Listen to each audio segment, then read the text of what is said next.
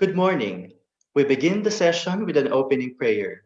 This will be followed by the singing of the Philippine National Anthem.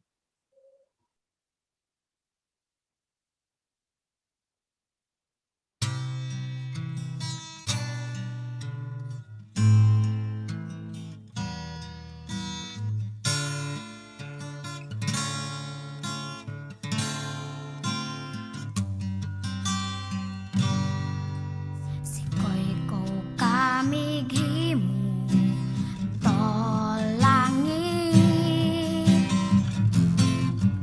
Sikoy ko kami gimu to aldo bulan. Ikaw ang nagbuhat sa kabituunan.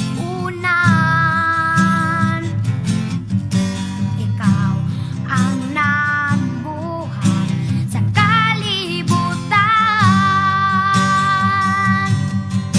Manama, mawantog ka. Warag po ko ilingkoy ko. O Diyos, kahibulungan ka.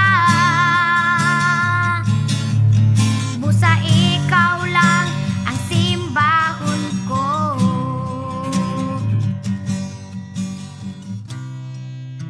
أعوذ بالله من الشيطان الرجيم بسم الله الرحمن الرحيم فقال ربكم ادعوني أستجب لكم آمين يا رب العالمين الحمد لله رب العالمين الرحمن الرحيم مالك يوم الدين إياك نعبد وإياك نستعين اهدنا الصراط المستقيم صراط الذين أنعمت عليهم غير المغضوب عليهم ولا الضالين آمين اللهم اجمع شمل المسلمين والكريستيان والأمم في مدينة دماو وسلم دائما مجتمعنا هذا بالسلم والأمن والتقدم في بلدنا هذا آمين يا رب العالمين ربنا لا تزغ قلوبنا بعد إذ هديتنا وهب لنا من لدنك رحمة إنك أنت الوهاب ربنا إنك أنت الوهاب ربنا آتنا في الدنيا حسنة وفي الآخرة حسنة وقنا عذاب النار وصلى الله على خير خلقه سيدنا محمد وعلى آله وصحبه وسلم سبحان ربك رب العزة عما يصفون وسلام على المرسلين والحمد لله رب العالمين آمين يا رب العالمين.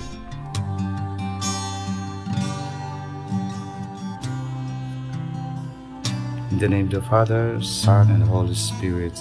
Amen. Our most gracious Heavenly Father, we come to you today to praise and worship you and give you thanks for all the things you continue to provide for ourselves and our families. Father, we humbly ask for forgiveness for all the times we have offended you, when we forget to acknowledge your presence in the image of our brothers and sisters, and for moments we fail to be good stewards of the blessings you have given us. Continue to guide and protect each one of us, Lord, that we may always walk in the lights of your everlasting love and mercy. Grant us, Father, with your comfort in times of distress and with your strength in times of weakness. Bestow upon us your unending grace and healing, that we may in turn become instruments of gentleness and compassion to others. We ask all this in the name of your Son, our Lord Jesus Christ, with a prayer and the intercession of our Blessed Mother. Amen. Manama, mawantog ka. Warag po ko ilingkoy ko. O Diyos, kahibulungan ka. Busa ikaw lang ang simbahon ko.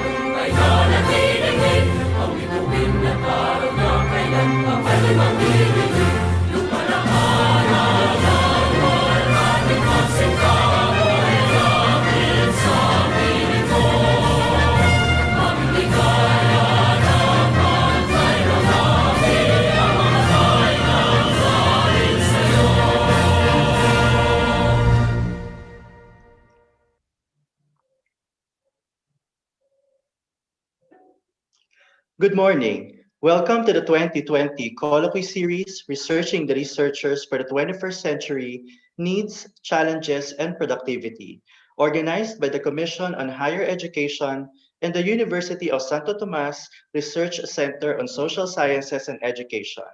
I am Alvin Ringusi Reyes, and I will be your moderator for today.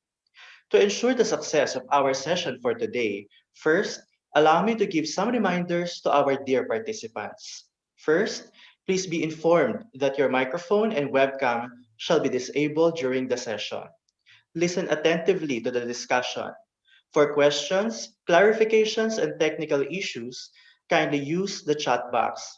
Your question shall be immediately addressed by the assigned chat box moderators for the day.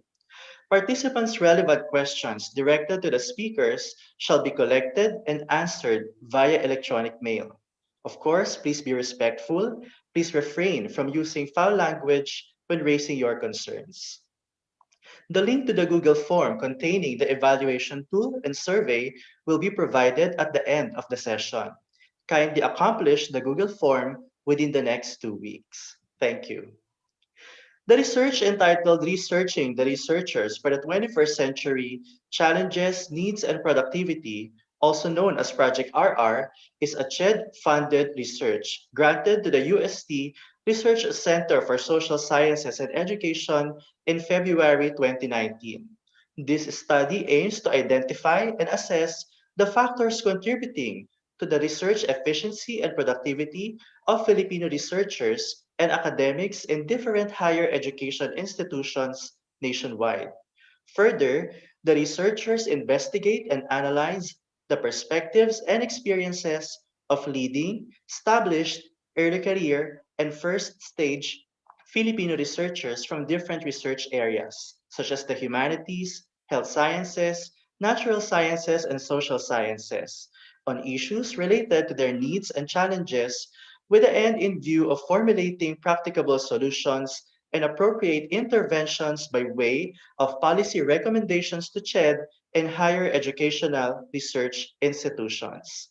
This webinar series is an offshoot of Project RR, which aims not only to present some of the findings of the research, but more importantly, contribute in the capacity building and productivity enhancement of researchers through the sharing of expertise of internationally renowned scholars, as well as insights and experiences from first stage, early career, and established or leading Filipino researchers.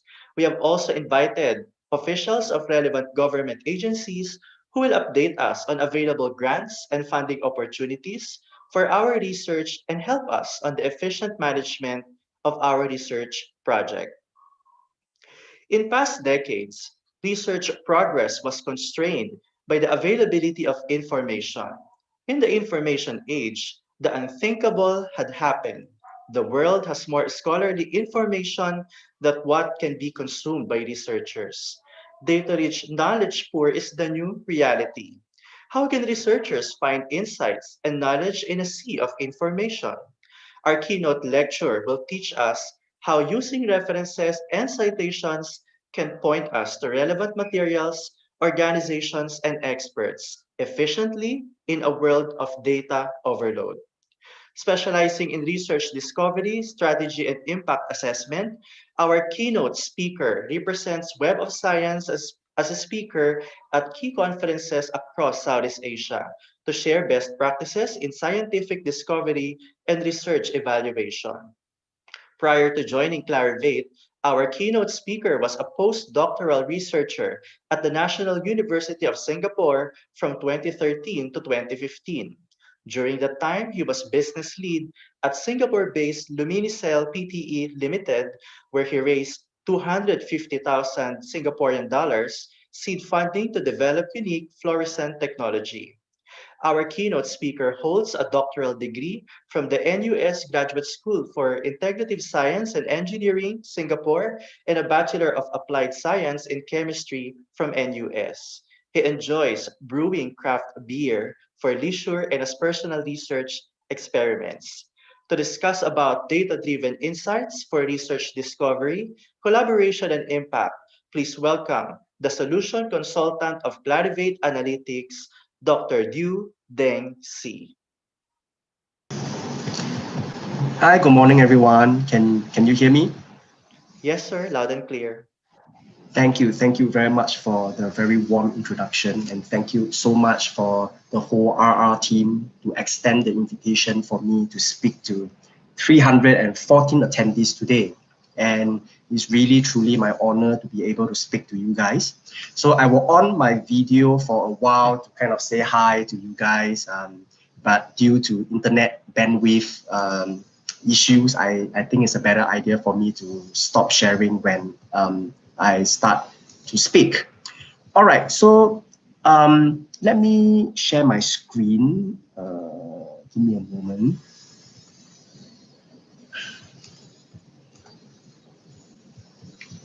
All right, can you confirm that you can see my screen?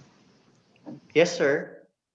Right, okay, so here I am this morning sharing with you how research has come to the stage whereby you have more information that you can consume. You know, back then in the 20th century, the second half of it, in fact, people are constrained by the amount of information that they can access. And research, therefore, is kind of restricted to information access. And then right now, the whole situation is flipped. In fact, we have so much information we have to digest, and we can't digest all of it. So how do we then manage our research information? As that will have implications on the way you do research, how efficient you are, and ultimately your productivity.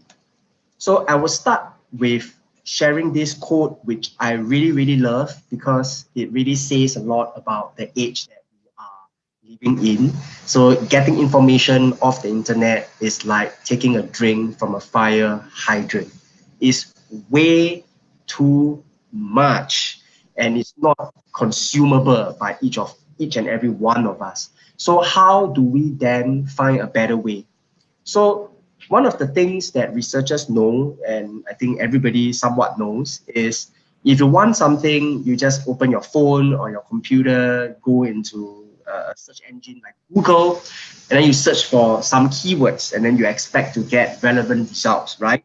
So let's start with the word roasting, which I believe many people will imagine like a chicken on a fire or some form of food that is that is being cooked on a fire. But do you actually know that in a chemical engineering context, this roasting actually means the heating of metal ores in air in order to purify them.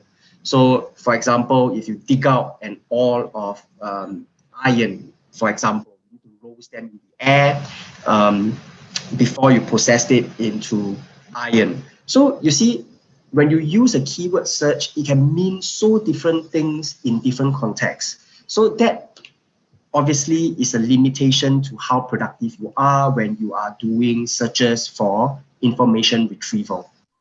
So the other example that I would like to bring your attention to is one of my favorite vegetables, and I believe many of you would love this. And in Singapore, same as the Philippines, we call this kangkong, right? But do you know that it is known as water spinach in the English name? It is known as pak bong in Thai. It has a different name in Latin. It has a different official species name, etc. So imagine if you are trying to find information on kangkong research and you search for kangkong, and I can assure you that you are going to miss a lot of relevant information. So what is there that we can do about this? There is always a better way, like what Thomas Edison said, you just have to find it. And there is a solution. And the solution is, in fact, looking at citations. So firstly, a citation is simply a reference that you make to materials that contributed to your work. And these references are just, behind the end of every page or end of the article that you are reading. And these little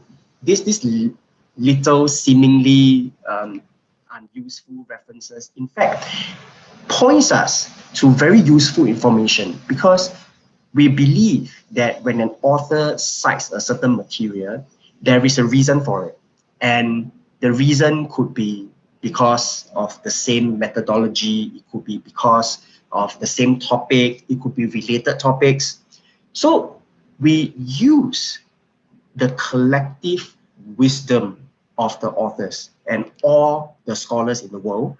When they write something and they cite something, we use that collective wisdom for us to retrieve information very efficiently. And this is on the screen here is a great man who has passed away in 2017. His name is Dr. Eugene Garfield. He is the inventor of citation index for science. So essentially what I have just shared with you is paraphrasing his quote. He said, by using authors' references in compiling an index, we are in reality utilizing an army of indexes. So every time when an author makes a reference, he is in fact indexing that work from his point of view. So that gives us a very quick way for us to find related information very, very quickly. So there are kind of like two ways that you can use citations to retrieve relevant information. The first way is you can look back on the cited references to essentially go back in time to look at older related works, and that gives you the history of certain research ideas. Now, you can also go forward in time, and that essentially tells you what has happened in the time that this paper has been published, and it gives you new ideas.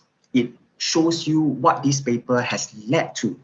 And this going backward and forward in time using citations or references is in fact a very, very powerful information retrieval tool that often we take it for granted. So there is a third concept that I would like to share with you today, is that when you have papers that share a lot of references, they tend to have a lot of similarities. And this is what we call the related papers or the related records, in which you can find related papers very quickly just by looking at shared references. So the thing about the keyword search, which I shared with you earlier on the two examples, roasting as well as kangkong, that was actually a very straightforward example, but I have a real one right here, which talks about the HIV virus, which caused the disease AIDS. So now we know that the virus that caused it is called HIV, but do you know that it didn't start with HIV?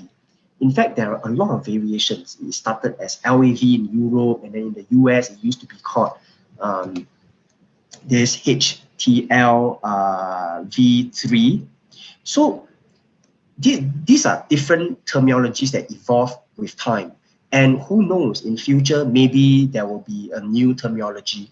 So when you look through citations, you will be able to jump through all of these terminology changes because authors themselves cite these materials as part of their work. So I can give you a more recent example. Now, COVID-19, I think everybody knows. That's why we are doing this remotely. It started out as what we call the Wuhan virus, right? And then there are different terminologies. Somebody call it the Chinese virus, a bit racist maybe, but the idea here is that the terminology actually changes very quickly. So this is one prime example of why using citations makes you a lot more productive. So I am here to share with you a process called research discovery. So on the screen here, you can see that there are 5 papers in blue. So you may maybe find these papers via keyword searches. And using the references, you will be able to find these 2 papers, 6 and 7. So the arrows refers to the references, right? So from 1, 2, 3, 4, 5, you look through the references, you can find related papers 6 and 7. So this is information retrieval. But if you look at what other papers have cited paper 7, for example. So here you have 8, 9, 10, 11. So these 4 papers have cited 7. Similar to papers 1, 2, 3, 4, 5. They have cited the same reference. So now you can essentially use citations 1, 2, 3, 4, 5 to find 6 and 7, and then use forward citations to find 8, 9, 10, 11. So these are what we call discovery linkages. Without these linkages, in fact, you are losing access to these 4 papers. They are gone. Because if you don't use the citation linkages, these papers are not easily retrievable. So this is conceptually how it can work. And I want to share with you that there are kind of 3 ways to find stuff, right? So the first way is to use keywords, which I have shared with you is not very reliable. And in fact, you are finding things that you already know that you are looking for. That's not very innovative or not very not very efficient in a way. And then I shared with you the idea of using references. So using references, you can acquire older knowledge that is older, so you can go back in time. But what you really want is to use citation linkages to discover non-obvious, be it older or newer content. So this is what I want to share with you. And research discovery is very important because it allows you to very quickly understand what has been done before, what are the surrounding literature, so you have an idea of whether or not your research is novel or it is not. And this is really, really important. So let me give you an example. In this case, I use a Zika virus as an example. So I search in Web of Science database for Zika virus. And it turns out that this paper has been cited more than 100 times. So let me explore these citation linkages and find what are the related concepts that have cited this paper. And you can see on the screen here that these 3 papers did not even mention the word Zika. All right, so they mention related concepts like mosquitoes and dengue. They did not talk about Zika. So what does this mean is that if you have searched for Zika, you are going to miss all these papers. And these papers are in fact related by virtue of the fact that these are mosquito-related diseases. Now, of course, this seems like an obvious example because I have just shared the similarity is mosquitoes, but don't take this for granted because most of us do not know what we don't know, right? So when we look at citation linkages, we will be able to discover surrounding concepts very, very readily. That's one example. And the second example is talking about my hobby, which is beer brewing. I do it really for fun. And maybe it's a bit too early in the morning to talk about beer. But as a concept, I would like to share this example. There is a movement that talks about gluten-free beer. So beer contains gluten. So if you have gluten intolerance, obviously beer is not the beverage of choice. So there is a lot of literature around it. So I actually searched for it. There is this paper called gluten-free beer. So again, let me show you what can we find that are related. So I looked through the citations and I found this paper, these three papers in fact, and these three papers once again did not talk about gluten-free specifically, but they talk about related concepts. So one of them talks about using these grains and cereals for non-brewing applications, and then one talks about proteins in wheat beer, and one even talk about beer molecules and how they affect your sensory and the taste. So you see, all these are really related stuff, and you will not find it if you search for the keywords gluten-free beer. All right, so these are the two examples that I want to share with you. So in terms of information retrieval, this is the conclusion that we have so far. Your current state, if you are using like keyword search on Google, or if you are using some other databases that may not be very efficient, and if you want to have access to the Web of Science, please reach out to me. I can speak to your librarians, I can speak to your research leaders to let them know why this is so important. So the Web of Science, which I represent, is a trusted source of very high quality and impact publications. And more importantly, the citation linkages allow you to have quick, efficient research discovery. One of the themes of the RR project is to improve productivity, right? So I would, this is the first time I'm doing this, so please bear with me. I would like to invite you to slido.com, and this, I would kind of want to interact with you guys, ask some questions, and perhaps be able to see your answers to these questions. So please put in the event ID 86362. I will give you a few minutes to do this, and I will ask some questions on the Slido platform, and I really want to hear your thoughts and your answers on this. So this is how I thought to interact with you guys, even though we are very far apart. So please do participate in this. Do you guys need more time? Give me a moment. I am trying, sorry, I need to off my screen a little bit. Right. Are you guys on Slido already? Do you need more time? Okay, let me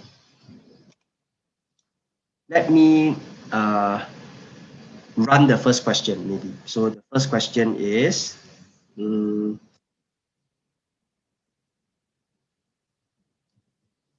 is the first question. Citation index refers to an index in which all references are captured. Yes or no? Oh, there are some that have already answered. Oh, thank you so much for participating. I think the most of you have said yes. Right. Thank you for participating. Let's give it some time so that more people can have the opportunity to answer.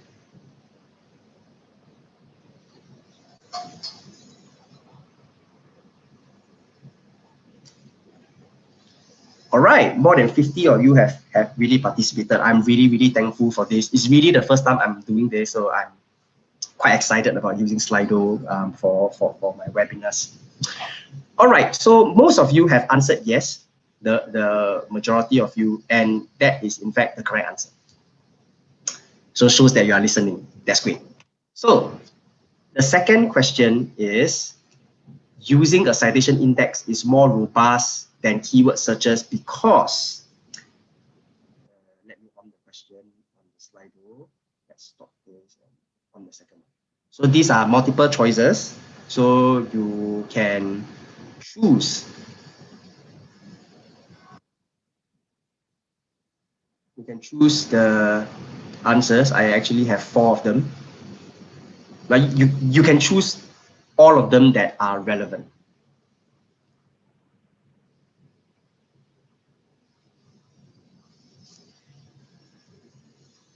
So the four reasons are terminologies can differ with time, language, and geography.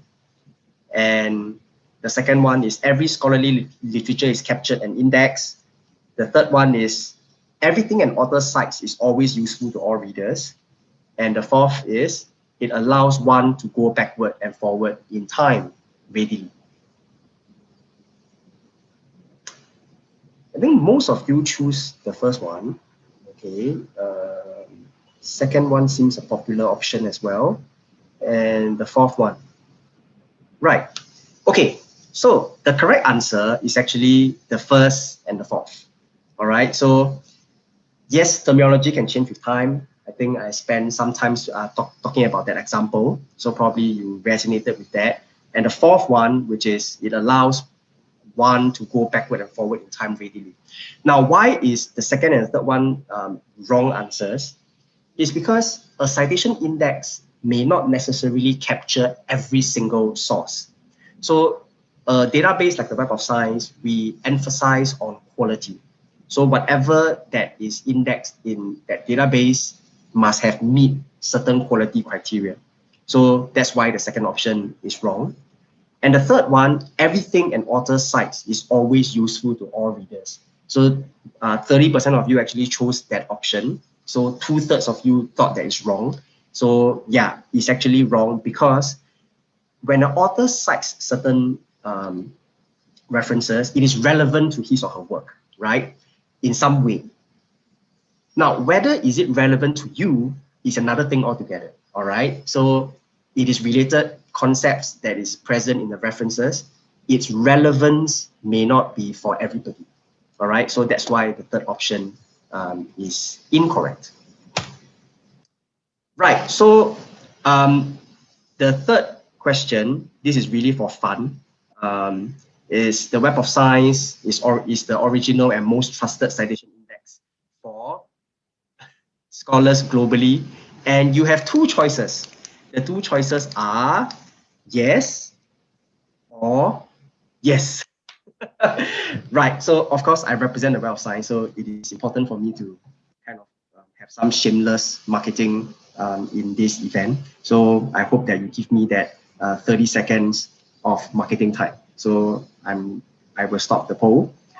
All right, so let's talk about citation index for data analytics. So the first part actually focuses on information retrieval, which I have shared quite a few examples with you. So there is a second part to using citations for analytical purposes. And this essentially is based on the concept that when papers cite each other, they tend to share certain common threads of knowledge, right? It could be the same method, it could be the same background, etc. Right? So there are various kind of reasons why authors cite certain references.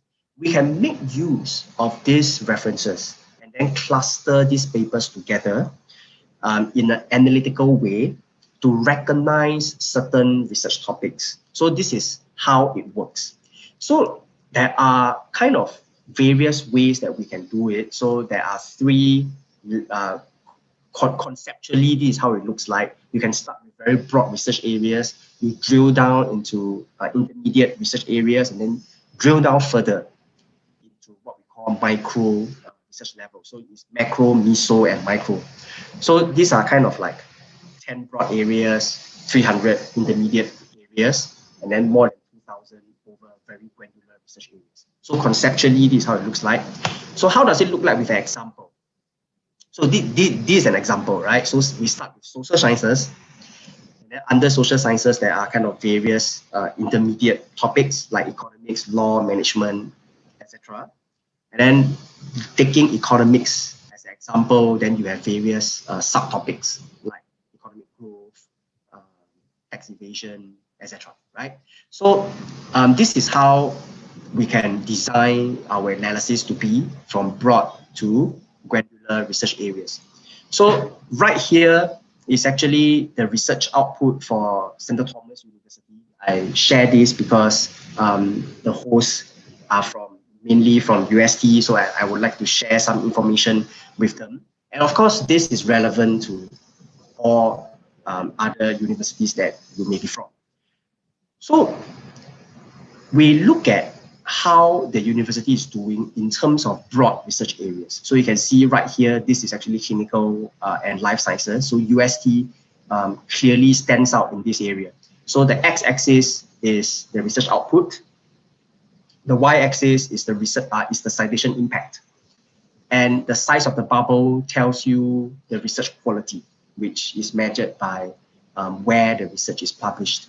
So you can see from UST, they have a lot of research in clinical and life sciences. They have somewhat large output in social sciences and agriculture, environment, and ecology.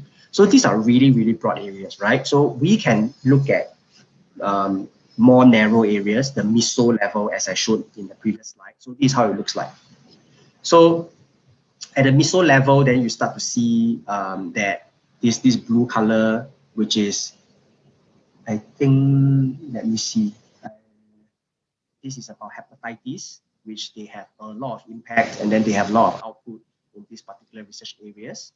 So this kind of information is useful for university leaders or administrators, and even researchers like yourself, because you will be able to understand what the university is focusing on. So let's look at the micro research level. So the micro research level, then you will start to see even more granular topics, and then things like nursing, things like stroke starts to appear. And what stood out as a very high research output is actually on this systematic lupus research. And we can do this not just at the university level. We can do this kind of analysis on a personal level as well. So Professor Sandra Navarra from UST, you can look at her research is mainly in clinical medicine. And then when you drill it down further, you will realize that she does a lot of work in rheumatology, and specifically in these particular subtopics. And she also has another branch, which is focusing on autoinflammatory diseases, and then she has a few papers that talks about gout. So you can do this at a personal level. This is just an example. We can do this for anybody that has significant research output, and that allows you to understand each researcher's expertise. So in terms of how this can benefit you is to look at a certain research area, in this case, systematic lupus, and we look into the entire database globally to see who are leaders in these research areas. All right, so this is some examples of the research analysis output that we can see. So, these are global leaders, all right? So they have, many of them have very strong international and industry networks. So you look at their international collaborations, they have, very high level of international collaboration. So they have very strong networks, and even for industry, many of them have some work that is done together with industry. And they have very high citation impact, all right? And many of them publish multiple papers that are highly cited. So this allows you to recognize who are the global experts. And you will be able, so if you want to seek them out for research collaboration, or if you're a student looking for mentors, these are the people that you can potentially reach out and start engaging with them, because they are truly global leaders in this particular research area. All right. So I have kind of talked a bit about this slide, but this is really a summary slide. How can you use this, right? So you can use, you can discover what we call KOLs, which are global leaders, right? Discover potential collaborators, or if they are not collaborators, maybe they are competitors, right? They are doing work in your research area. So not just in your field, but also in related fields, all right? So we can do at a macro, meso, and micro research area levels. And lastly, it's really for benchmarking purposes, all right? So like all researchers like to think that they are doing very well, right? But how is this objective? How can we benchmark each other objectively speaking? So using this kind of analytics, we will be able to analyze output, impact, and industry and collaboration patterns. Now, I will end this talk with a short case study, which is very practical for the Philippines. So in fact, Philippines is facing a water crisis. I think most of you all might be aware of this. And DOST is in fact looking at ways to curb water scarcity. So let's look at this. Let's look at this particular topic.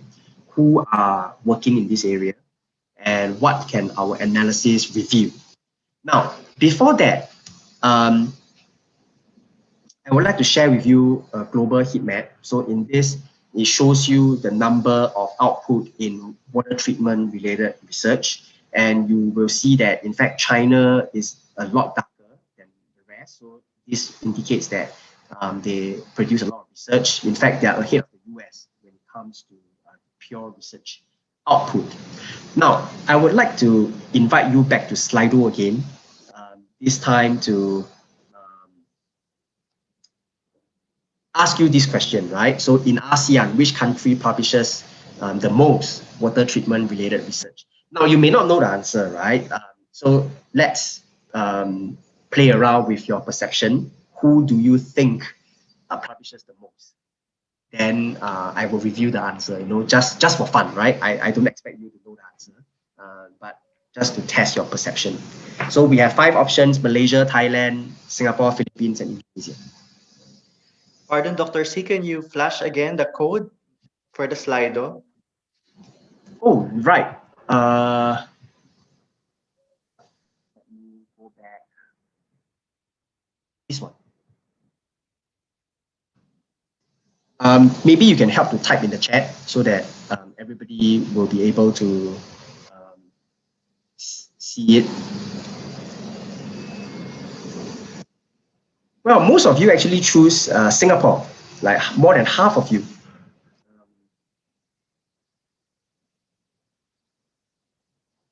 And then about 18% of you choose Philippines. And I think the rest of you, like fairly around 10%, chose Malaysia, Thailand, or Indonesia, respectively. So it seems that the perception here is that Singapore is leading in terms of this water treatment research area.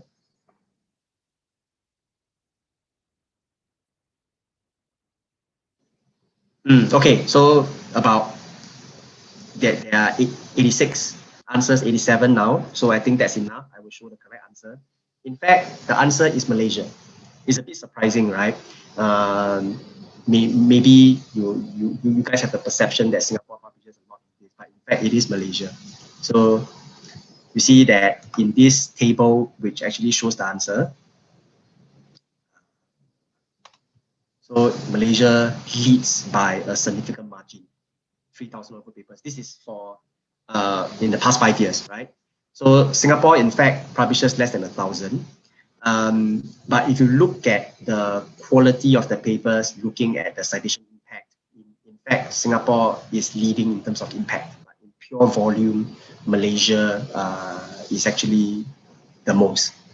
So you can understand now that sometimes perception may not always be right, correct? So it is useful to look at it from a data perspective. So the data really doesn't lie in this case. Malaysia is publishing a lot in terms of raw volume. And Philippines, not so much, but the quality is actually pretty good. So that there are opportunities in the Philippines for you guys to really develop this further. So let's follow up with this. Which Philippine university do you think published the most? So again, you may or may not know the answer. It's a perception thing. So let's go to it. So we have 5 options.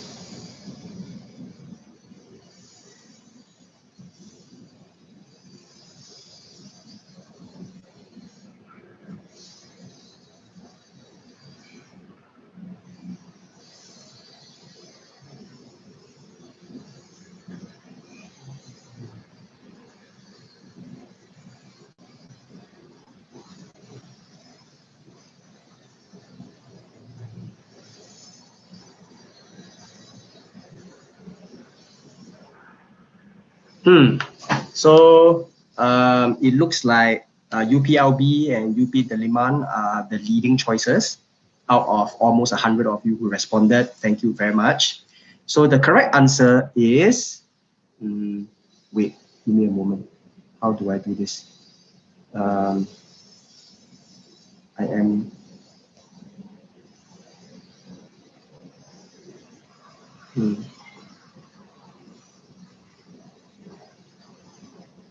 I'm not sure if I can do this on Slido, but I can show you the answer here. So the answer is actually UP Diliman. All right. So you can look at UP Diliman, who leads by quite a significant margin. And in fact, the second is Mapua University, which most of you would maybe find this surprising. All right. So many of you, let me look at the results. Many of you thought it's UPLB first, and then very few of you thought that Mapua or De La Salle is very involved. In fact, the data says otherwise. UP Diliman leads, and then is followed by Mapua and followed by De La Salle. All right. So again, this is not meant to say anything. It's really to let you know that perception and data-driven insights can often differ. All right. So from maybe from an administrator perspective, they can look at it. Okay, who are doing this research? Which universities should be given more opportunities to grow this particular research area? All right. So this is an example of a water treatment expert researcher. So in this case, Professor Di Luna works in UP Diliman. So you can look from his research area. He has two tracks of research. He is mainly in chemistry. So in chemistry, then it drills down into water treatment, and then there are some specific techniques in treating water. And then he also does some work in catalysts, specifically photocatalysts, and then he has also some expertise in membrane science, specifically for nanofiltration. He also has a second track, which is more on ecology and bioengineering, and this is strovite, which is in fact a compound that is very often used in removal of certain contaminants in wastewater. So you can look that his expertise is really mainly in chemistry and somewhat in ecology. And we can look at his track record in our database. How many articles has he published and how many times he is one of the lead authors, right? And yeah, he actually is the lead author for more than half of his research articles. And that is really, really impressive. So we can look at some other measurements as well, right? How is their impact, etc. So this is to show you one example. And let's take a look at who are the global leaders in this. So again, we can go into a database, churn out a table like this. And these are global experts. You can see this gentleman from Yale, and then many of them are in fact from China, right? So in view of this, so if Philippines is serious in developing water treatment and water-related research, then if they need external collaborators, then these are the people. And many of them are not far away, they are in Asia. So are these potentially people that Philippines can recruit, they can engage, or even invite them as advisors or reviewers for the water-related projects in the Philippines? These are some examples of how this data could be used. All right, so that's the end, right? It's the end, and this is the overall conclusion. So good research requires all of you to be very well informed, right? And the second piece would be, how do you be well informed very efficiently? And this is where the Web of Science and the citation index that I shared with you earlier on enable you to be very productive in terms of information retrieval. And the third part, which I've shown you, is the analytical component of it. How can we make use of this data to give you a bird's eye view of what's happening in the research landscape?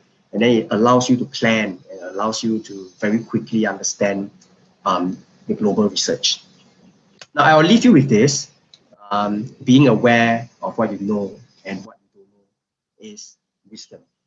And innovation is really talking about discover what others don't know, things that you didn't even know that you don't know.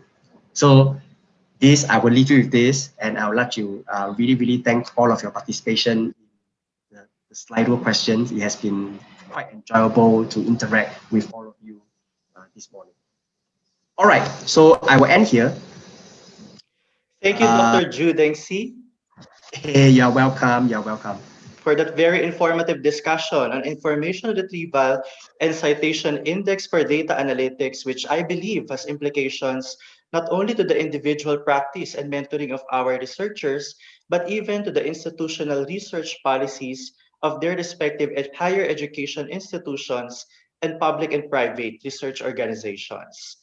At this juncture, allow me to raise one question from our participant. Are self-cited papers included in your analyses? Right.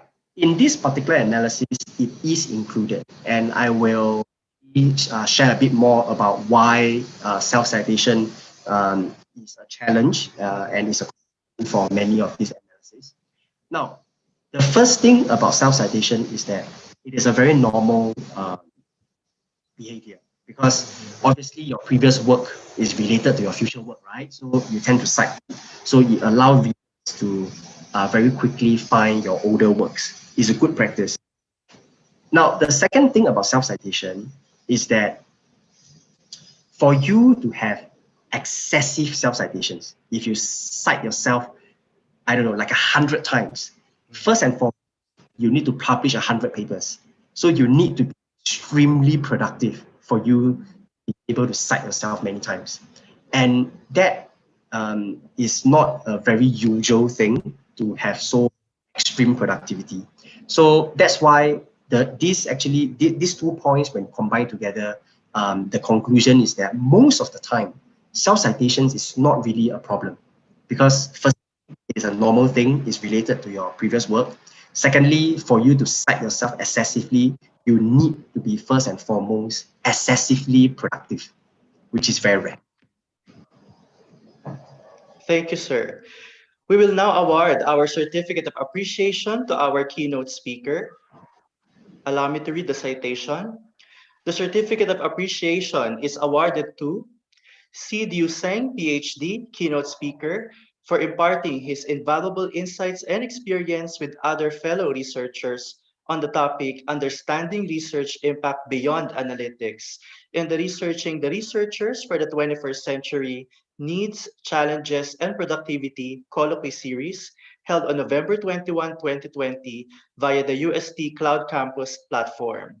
Signed by the principal investigator from the University of Santo Tomas, Associate Professor Rene Luis M. Tadle, Co-Principal Investigator and Director of the Research Center for Social Sciences and Education, Professor Belinda V. De Castro, PhD, and other co-investigators, Assistant Professor Lespol M. Valdez, RN AMN, MAN from UST, Assistant Professor Dorothy Joan Leo Labrador, PhD, from the Ateneo de Zamboanga University, Professor Alan B. de Guzman, PhD, from the University of Santo Tomas, and Professor Fredegusto Guido David, PhD, from the University of the Philippines, Diliman.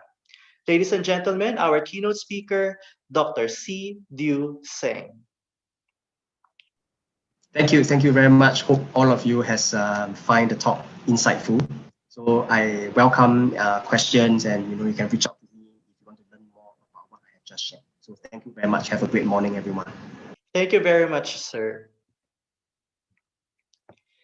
At this point, we shall listen to the insights and experiences of our discussants who are fresh stage Filipino researchers. Their discussions will be most valuable to first-year or budding researchers who are beginning to establish their roots as scholars. Particularly for our first discussant, he will try to address the question, what do beginning researchers have to note?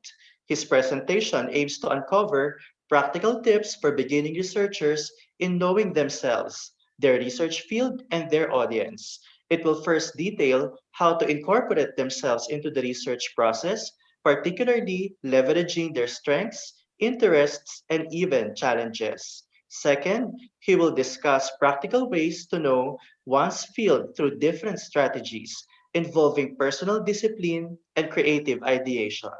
Lastly, he will talk about the importance of knowing one's audience and network. Our first discussant is pursuing a joint PhD in Sociology and Comparative Human Development at the University of Chicago. His research interests intersect organizational sociology, educational context, and casual or causal inferential quantitative methods. His studies have been published in more than a dozen journals, including Education and Urban Society and the International Studies on Sociology of Education. He is author of two research books, one of which won the Philippine National Book Award.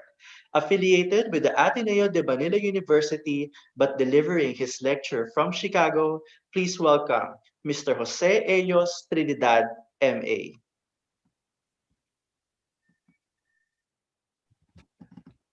Hi, thank you very much, Alvin, and it's really nice to be here with all of you. And I'll be presenting on this talk on knowing yourself, knowing your field, and also knowing your network, surviving and thriving and being happy as a first stage researcher wherever you are in the world.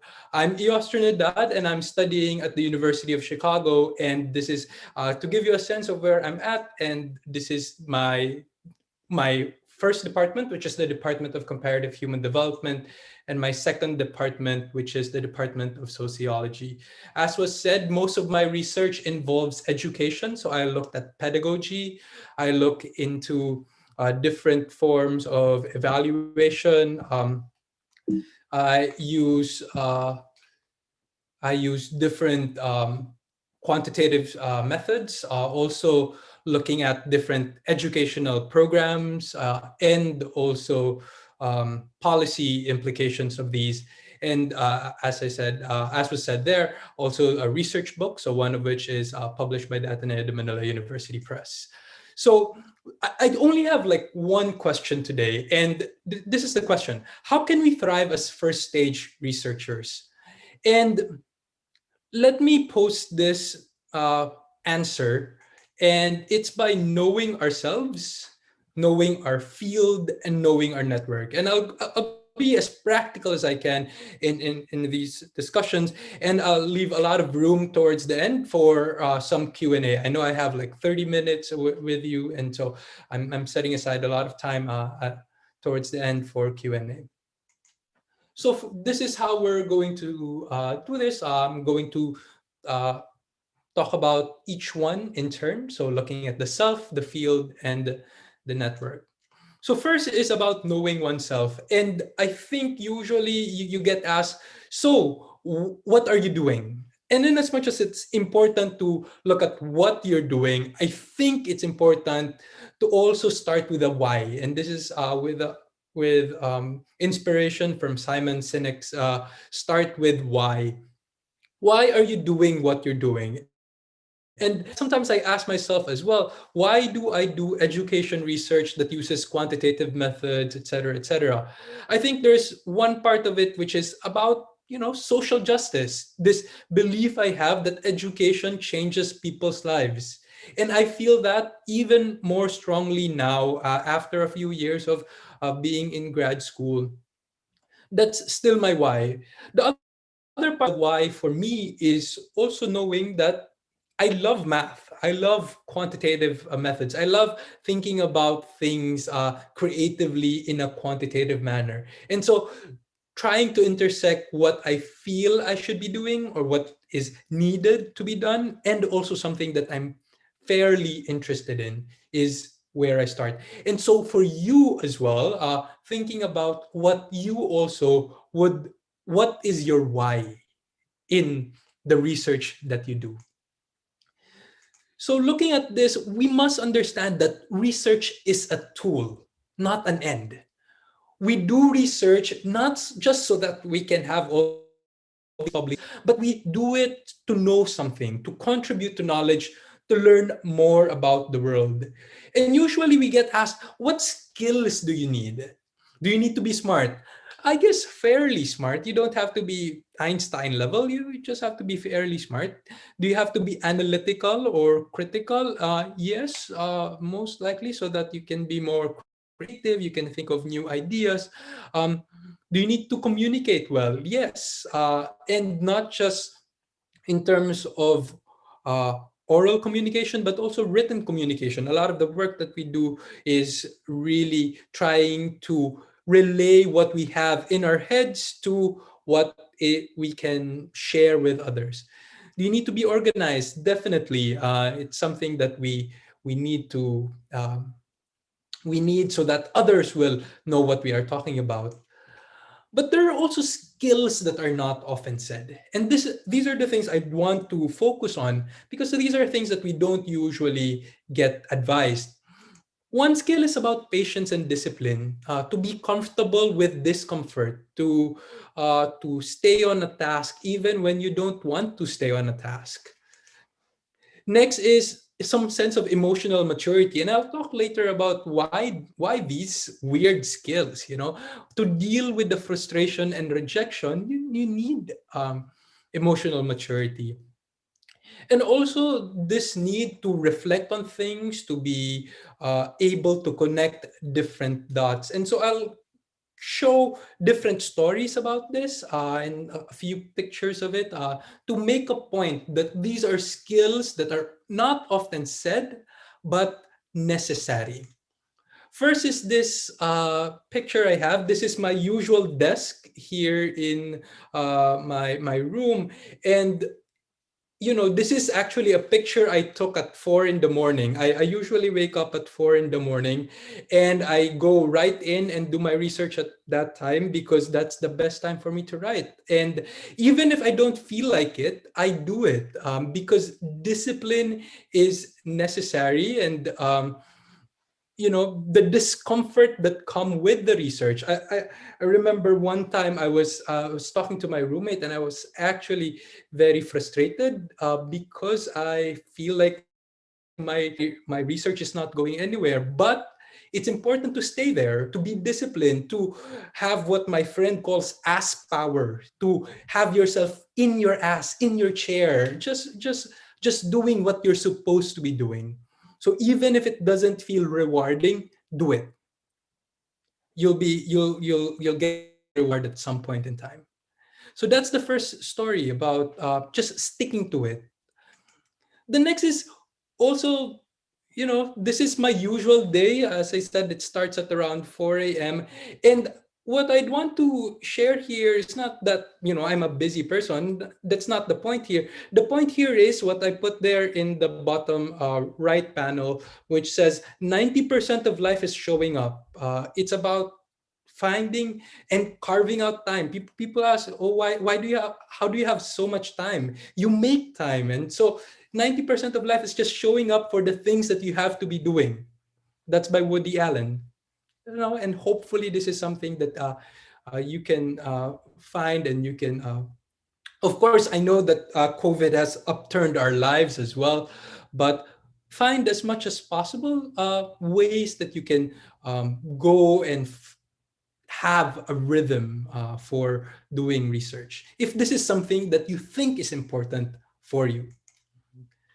Next is in terms of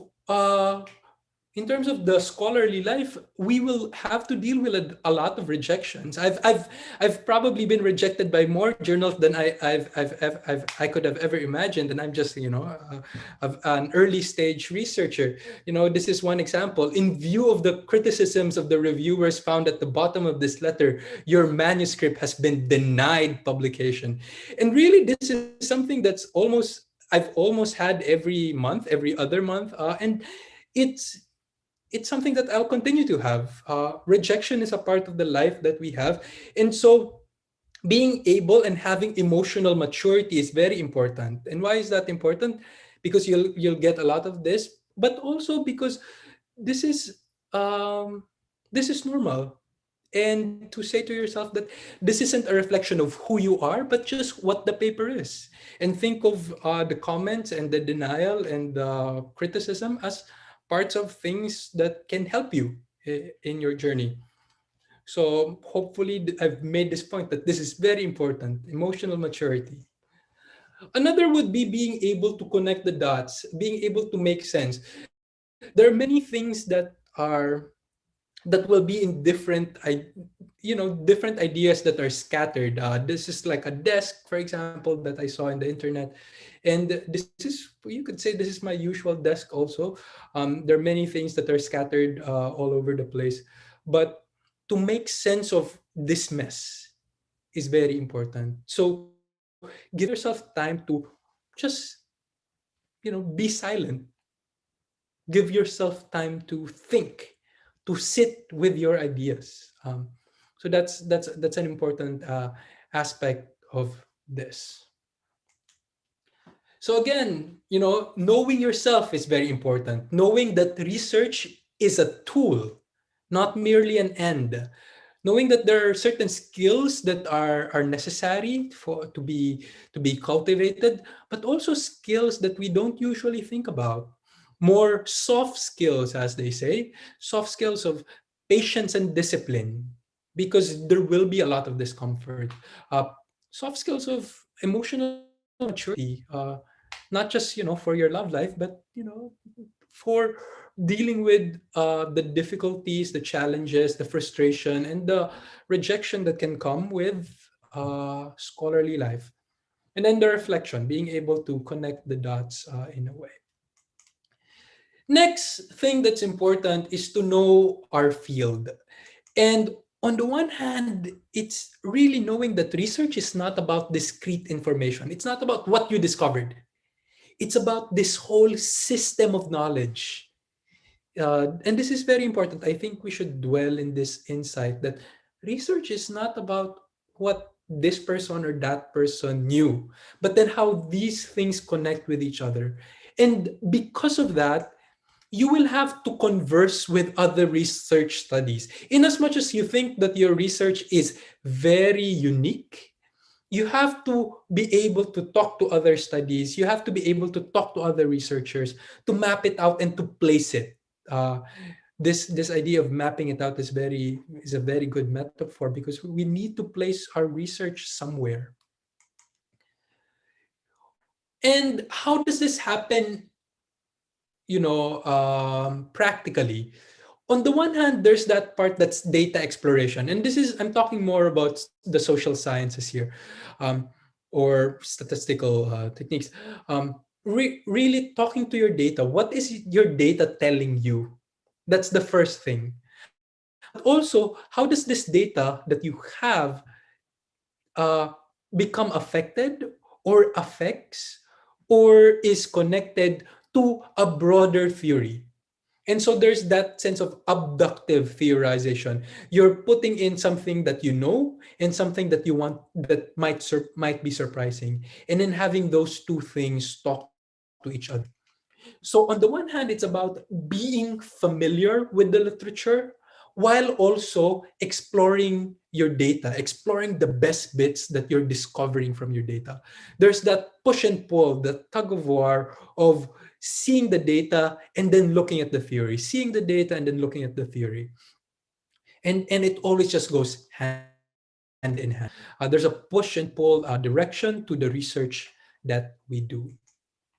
Some practical tips to know your field. These are things that might be important for us. First is to read annual reviews and review articles, because this will give us inspiration. This will give us new ideas. And really, this I think goes back to a really fundamental thing of just reading. Read a lot. Read even things that are not in your discipline, because you might take inspiration from these things. One of the things I was told before was, if a robber wants to steal something, that robber will not steal from his neighborhood. He will always steal from someone else's neighborhood.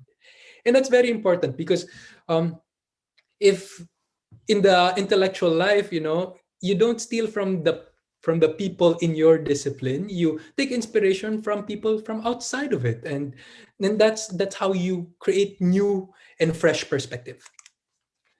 Next is to carve out time, and this is very important, to carve out time for what I call ideation. That is how you research connects with others, looking at what's the bigger picture. Always ask yourself, what's the bigger picture? So what are the stakes in the research that we have?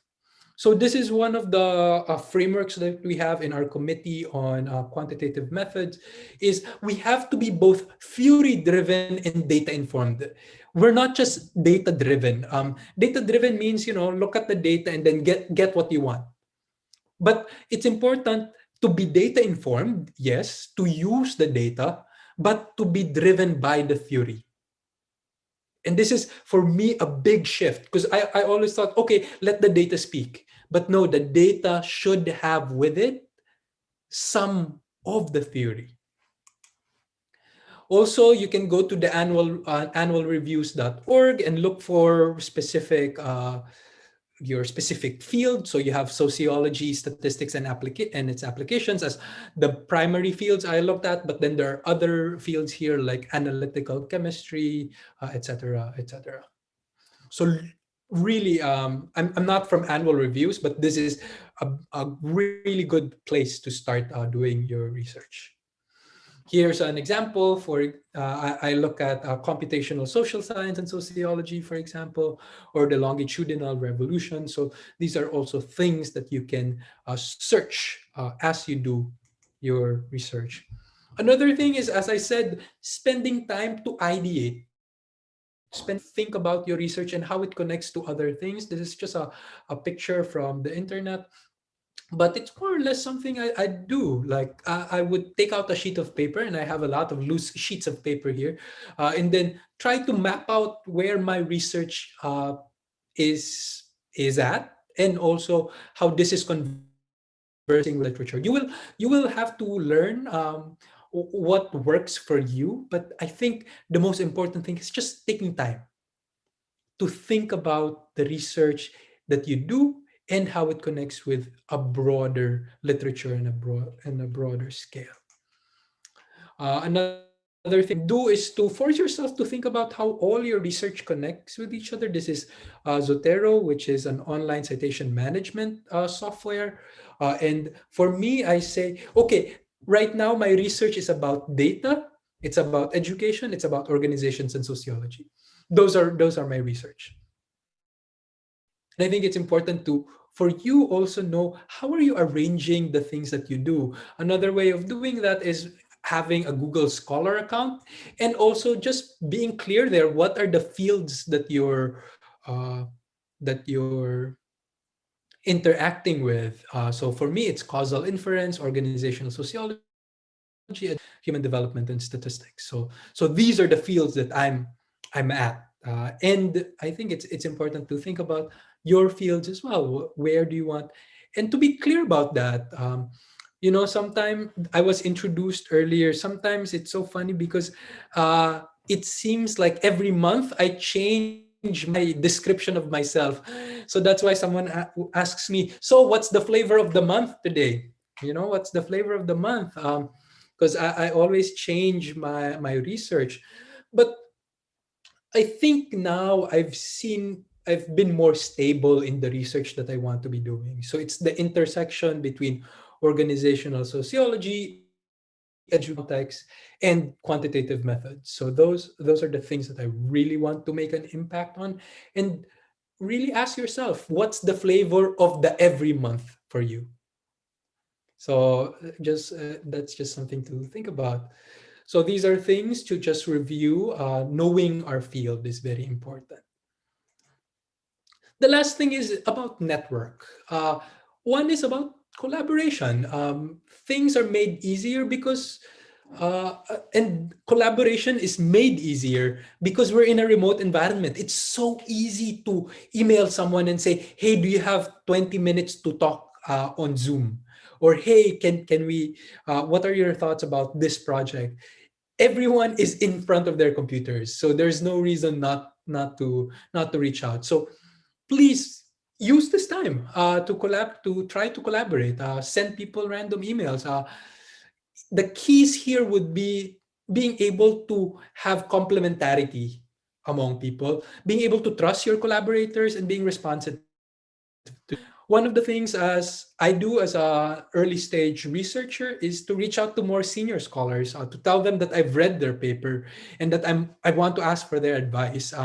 So for example, I'll be talking to one professor from another university, not even from my university, because because I can, because it's something that's open now, and it's something that a lot of people are doing.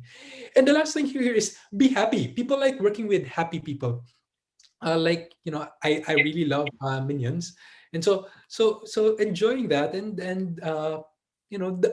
the work of research, yes, is tough and it can be challenging, but it can also be very rewarding, and we can be very happy about it. This is, for example, I'd usually write, so hey, if you wouldn't mind, I would like to consult with you about something. If you're free for a 20-minute Zoom call, and always say 20 minutes, because it's not too long and it's not too short. So 20 minutes Zoom call in the coming weeks, and it could usually always extend to 30 minutes. It would be nice to hear your thoughts on this. And then usually most people reply, or at least from my experience, a lot of people reply. This is a picture of some friends at the Education University of Hong Kong who I write with a lot of times, and this is something that I hope you get the chance of. I mean, we don't get to travel a lot these days, but hopefully being able to interact with people through computer-mediated communication will be good. This is another one, paper actually with students. So the last two co-authors here are actually students at Ateneo de Manila, and it's been so good to have this experience with them. So really, it's about collaboration, reaching out to senior scholars, and being happy. So because if you're happy, you get to be with other people who are equally happy. So just things to think about. With the self, start with your why. Know your skills, and also the skills that are necessary: patience, discipline, maturity, and reflection. Knowing your field is very important. Knowing that it's a system of knowledge, not just discrete information. Knowing that there are new ideas, that there are many interconnections. In finding your flavor of every month is important. And lastly, it's about network. Being able to collaborate, having friendship, and trusting and reaching out, and at the end of it, hopefully being happy in the process, because no one likes a downer. And so with that, really, this was such a nice experience, and you're more than welcome to send me an email. I have my email address there, jtrinidad@uchicago.edu. It would be great to correspond with some of you, maybe even write with others. And I think we have some time here. We have around 7 minutes for questions. And so, Alvin, if you have any questions from Yes. the audience, we would be Yes, I happy. do. Yeah, great. Thank you, Mr. Jose Ayos Trinidad, candidate PhD in Sociology and Comparative Human Development, University of Chicago. To share with you and the rest of our discussants, we have quite a number of graduate students and fresh stage researchers among the audience who are pondering on taking the same road to scholarship. So your sharing is truly inspiring. We have some questions for you first. Is analysis paper the same as original article? Our participant says that she saw in one journal the list of manuscripts they received for review and publication, and there is no mention of original article, but only analysis paper. She will appreciate your clarification on this.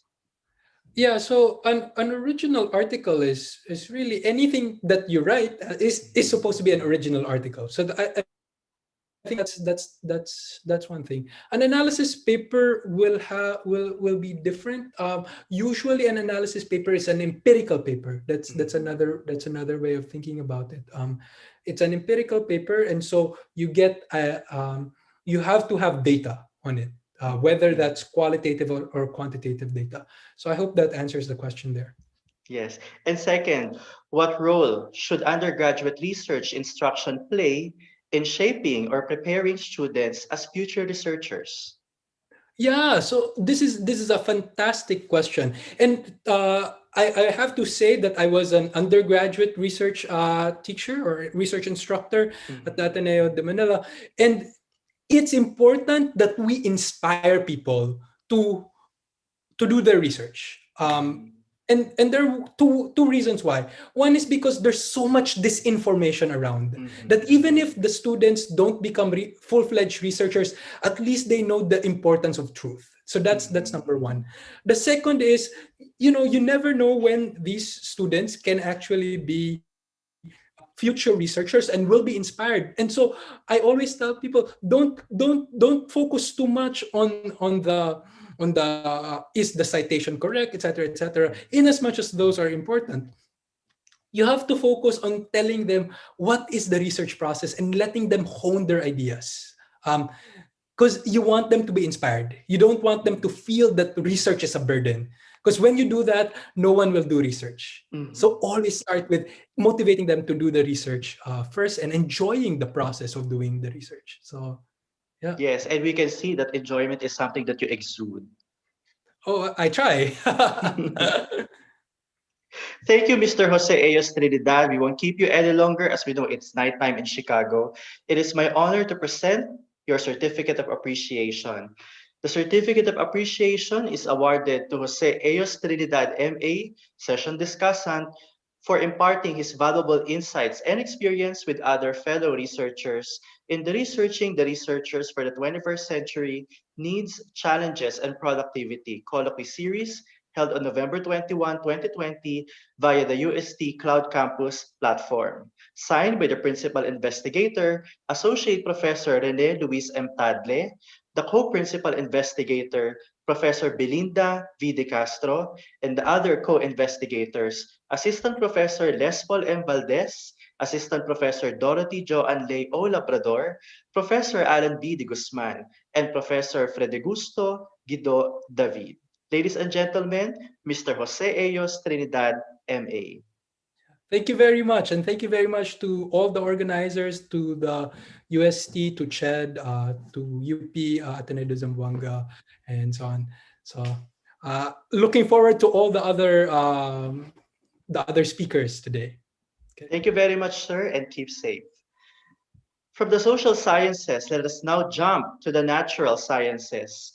Our second presentation will deal primarily with the motivation, opportunities, and challenges that early-stage researchers commonly face in the natural sciences. Our second discussant is an instructor at the Biological Sciences Department of the College of Science of the University of Santo Tomas and a candidate for the degree Doctor of Natural Sciences at the University of Frankfurt, Germany, and Senckenberg Biodiversity and Climate Research Center. Ladies and gentlemen, please welcome Mr. Ruel M. Bennett, MSc.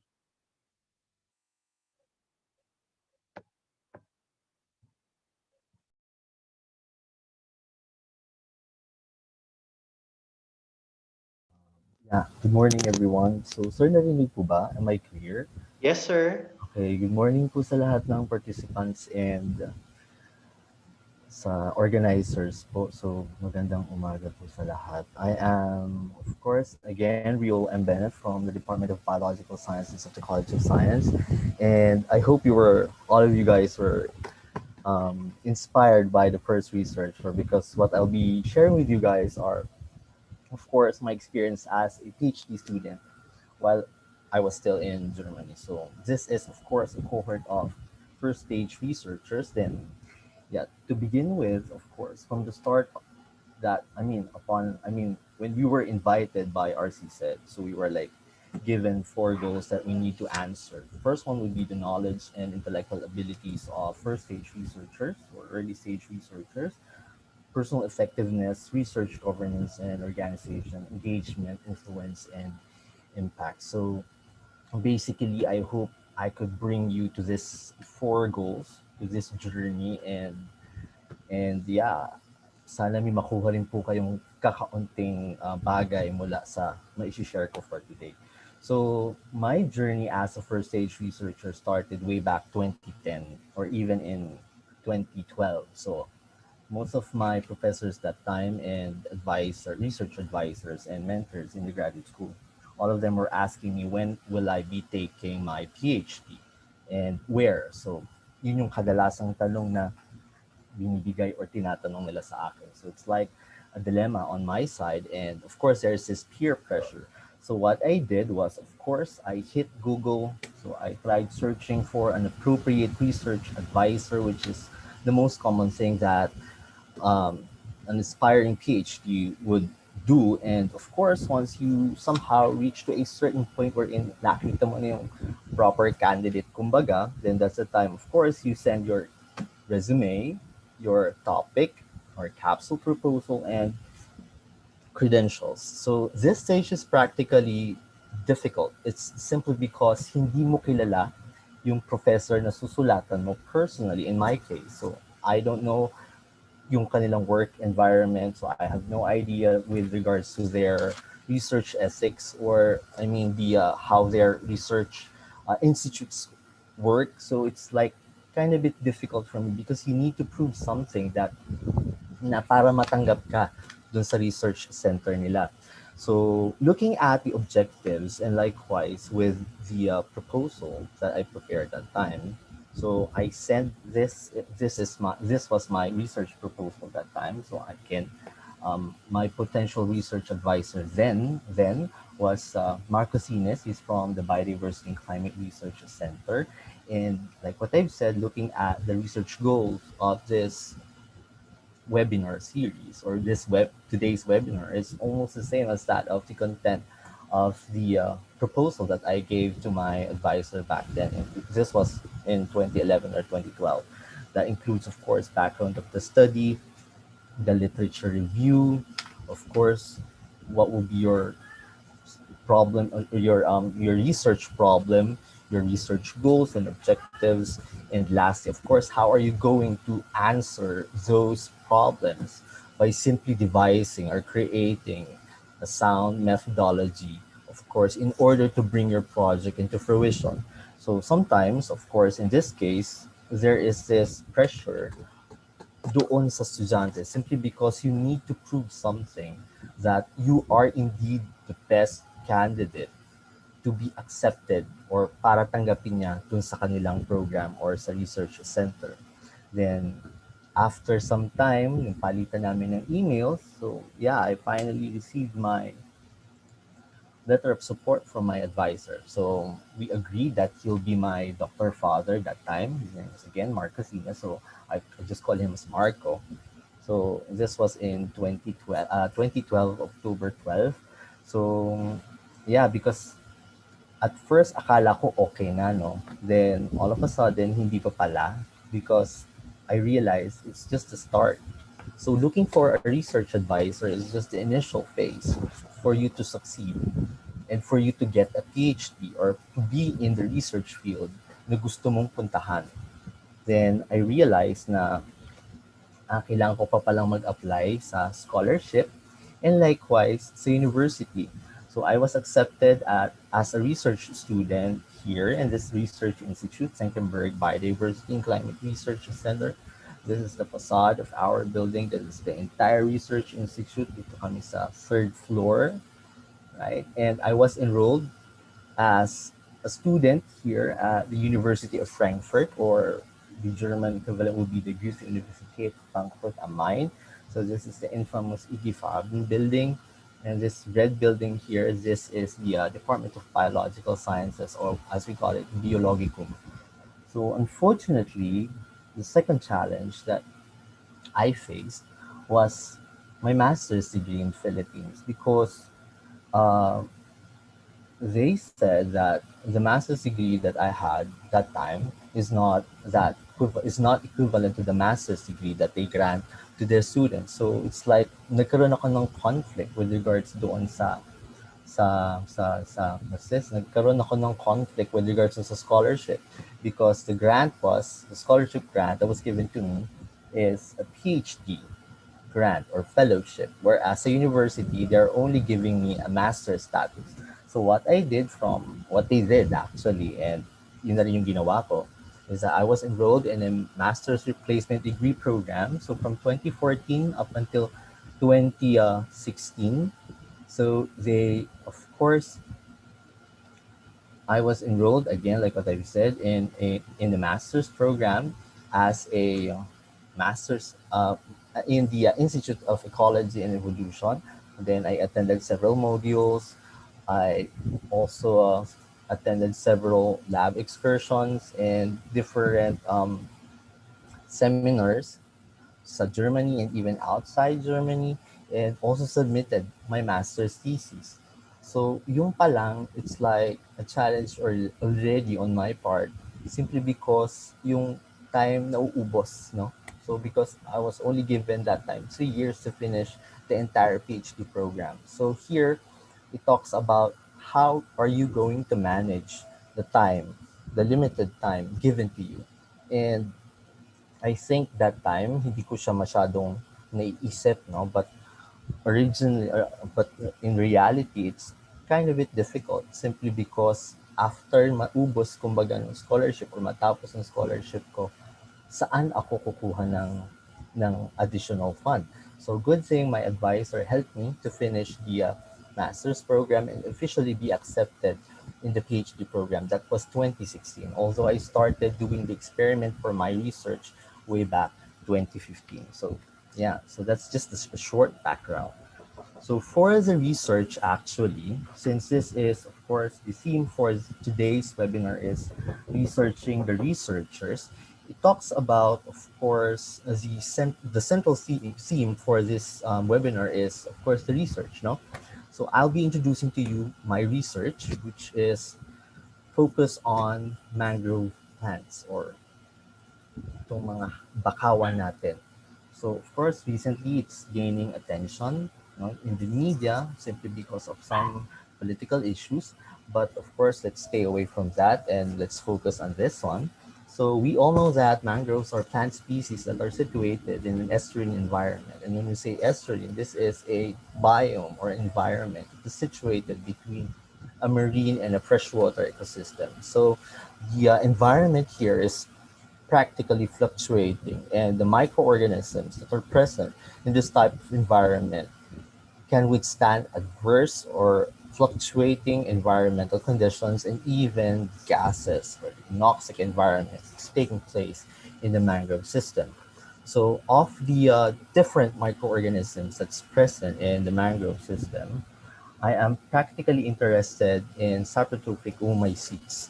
So these are fungi-like protists that can be that was once considered to be as a fungi, but based on molecular phylogenetics or evolution, they were inferred to be as a separate group. So this mangrove ecosystem is actually a rich system that houses, so to say, diverse microorganisms. And my focus mainly are the saprotrophic oomycetes that's present in this particular type of biome. So since going back 2015, I was like planning to go back to Philippines. So bumalik ako ng Pilipinas. And of course, my boss, Marco, was like asking me, okay, so what would be the plan?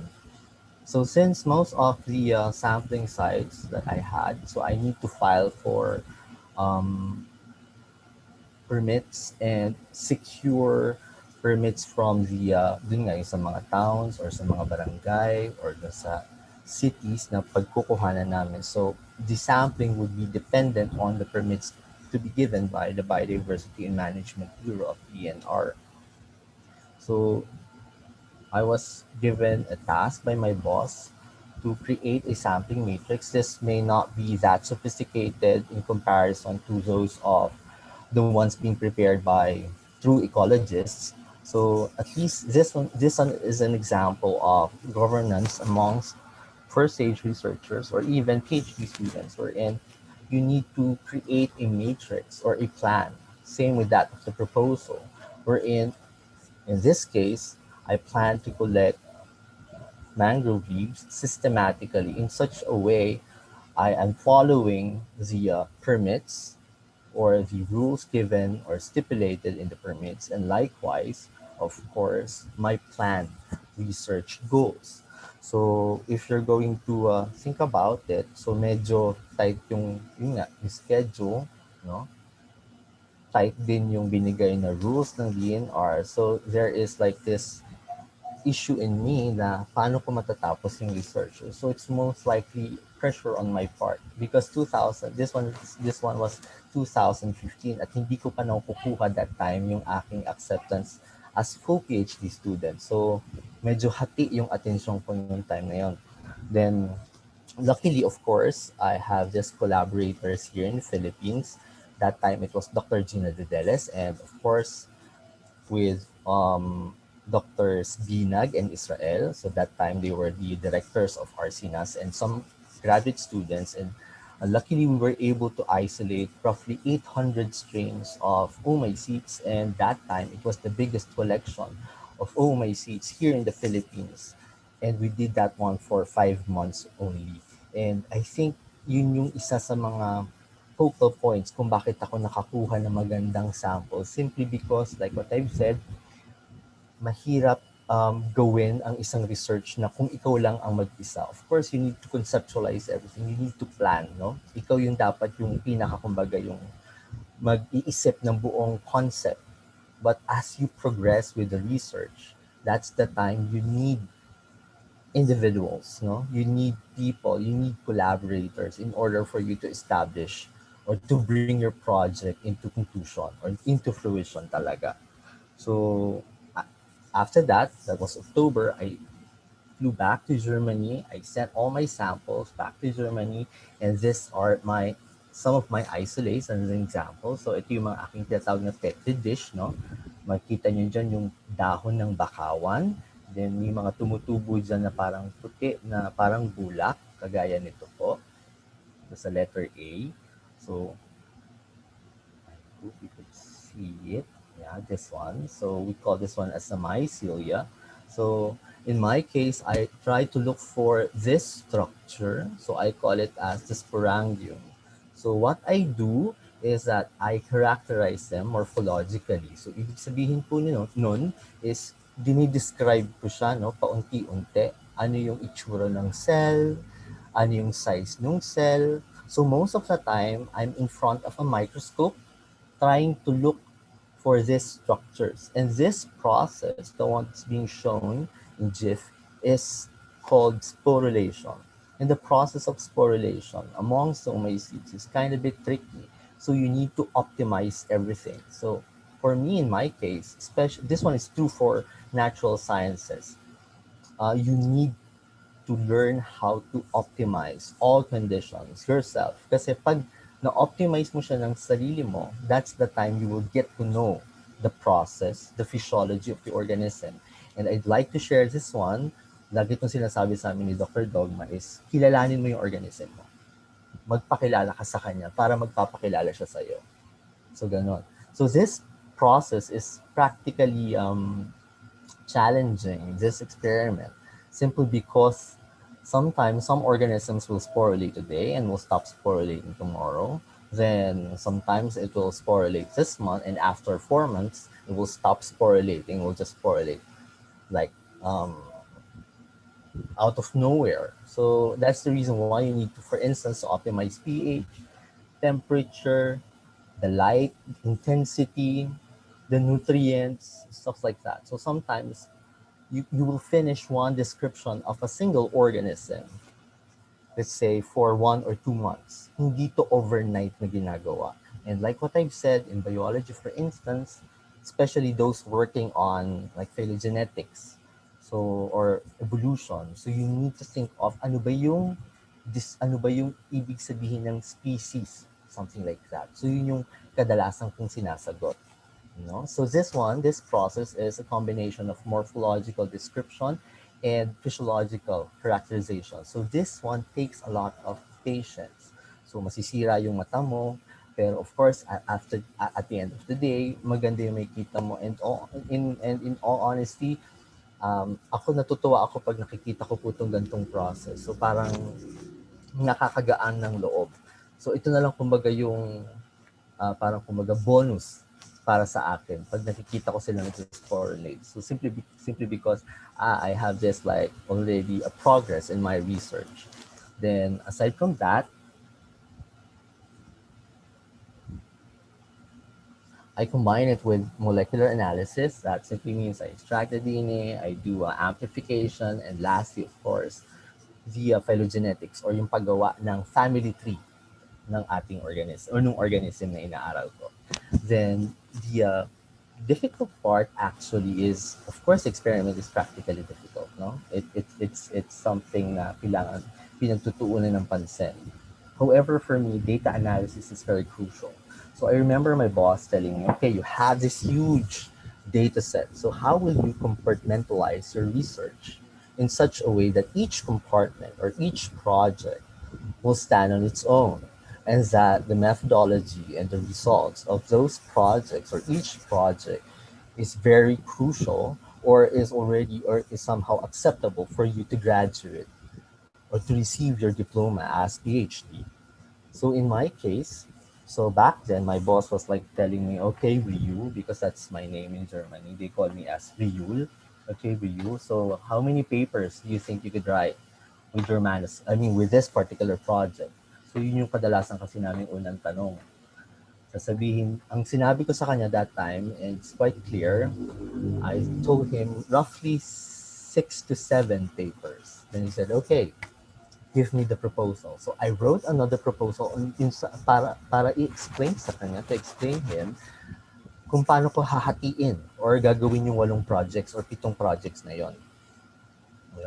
So that, and actually it's based on the analysis of data, and an advantage of analysis as well, or proper analysis, is that you could still validate the methodology that you applied, and you could go back. So for example, in my case, pag alam kong may mali dun sa aking phylogenetic tree, like this one is a phylogenetic tree, I will do or redo my DNA extraction or PCR amplification of the gene.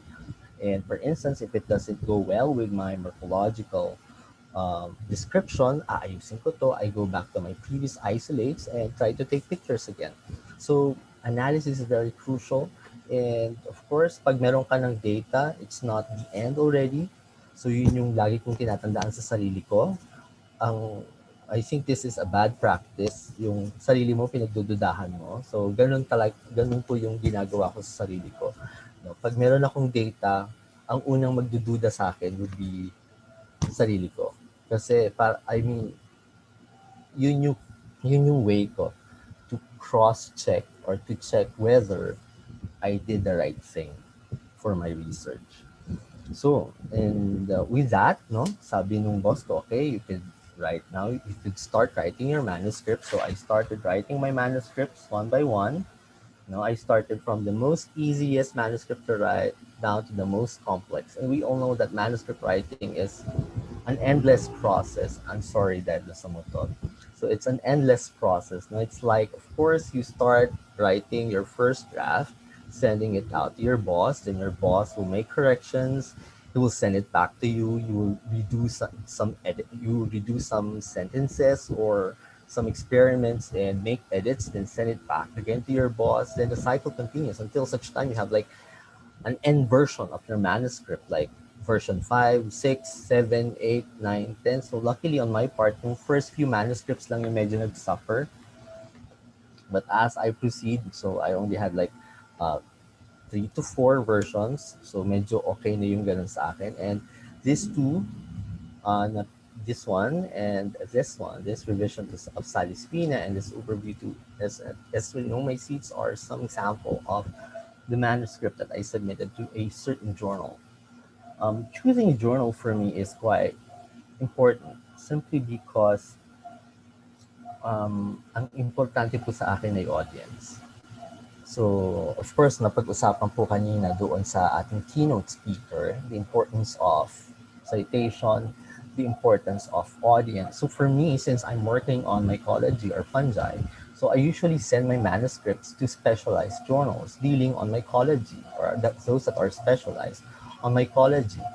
Because like what I've said, for me, audience is important, scientific community is important, especially doon sa community kung saan ako nag-work. Because I always look for, or I'm always waiting for feedbacks on how to improve my writing style, my data presentation, and likewise on how I describe species, and also how I somehow present my data. So through that, natututo ako.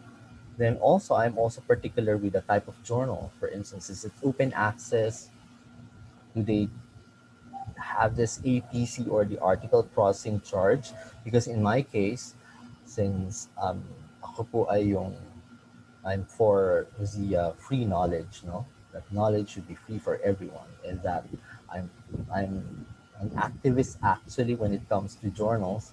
No, marami na po kaming inaano ng journals na parang criticize simply because it's like a business base. That's why I am for society-based journals. When you say society-based journal, for instance, is Mycological Progress. This is sponsored by, of course, the German Mycological Society, and we do know that the people behind Mycological Progress in this example are, of course, the experts in the field. So, for example, the Philippine Journal of Systematic Biology, which is, of course, hosted by the Association of Systematic Biologists in the Philippines. So, through that, alam mo na rigorous yung peer review. Although may mga nakakalusot na mga ilan-ilan, but still, you are assured that the audience is there. They're targeting your audience. And of course, everything is like going in favor towards you, no? So yeah, after submitting my manuscripts, no, usually we get revisions or this I rather decisions from the journal, and in my case, most of the time I receive major revisions. So luckily, based from my experience po, karamihan ng mga manuscripts ko, like what I've said, received major revisions, but I haven't had any bad experiences with regards to peer review. Although I've heard several horror stories from some of my colleagues wherein masyado ng personal yung attack, or that as if wala na silang ginawang tama. And sometimes it depresses, no? Ito yung nakaka-depress pala doon sa mga PhD students and even doon sa mga early stage scientists or researchers. Although there are some journals that nagde-decide sila na i-reject muna yung paper, then however, they will encourage resubmission. Naka-experience ako ng isang ganyan. And it has something to do with the metrics of the journal. So it is like, it talks about the business actually of the journal. So yeah, for me, like what I've said, so far, the community where I'm working with, the people that I'm working with are encouraging, and like what I've said, wala pa naman po akong na-experience na na pangit na review or masakit kumbaga or personal, you know.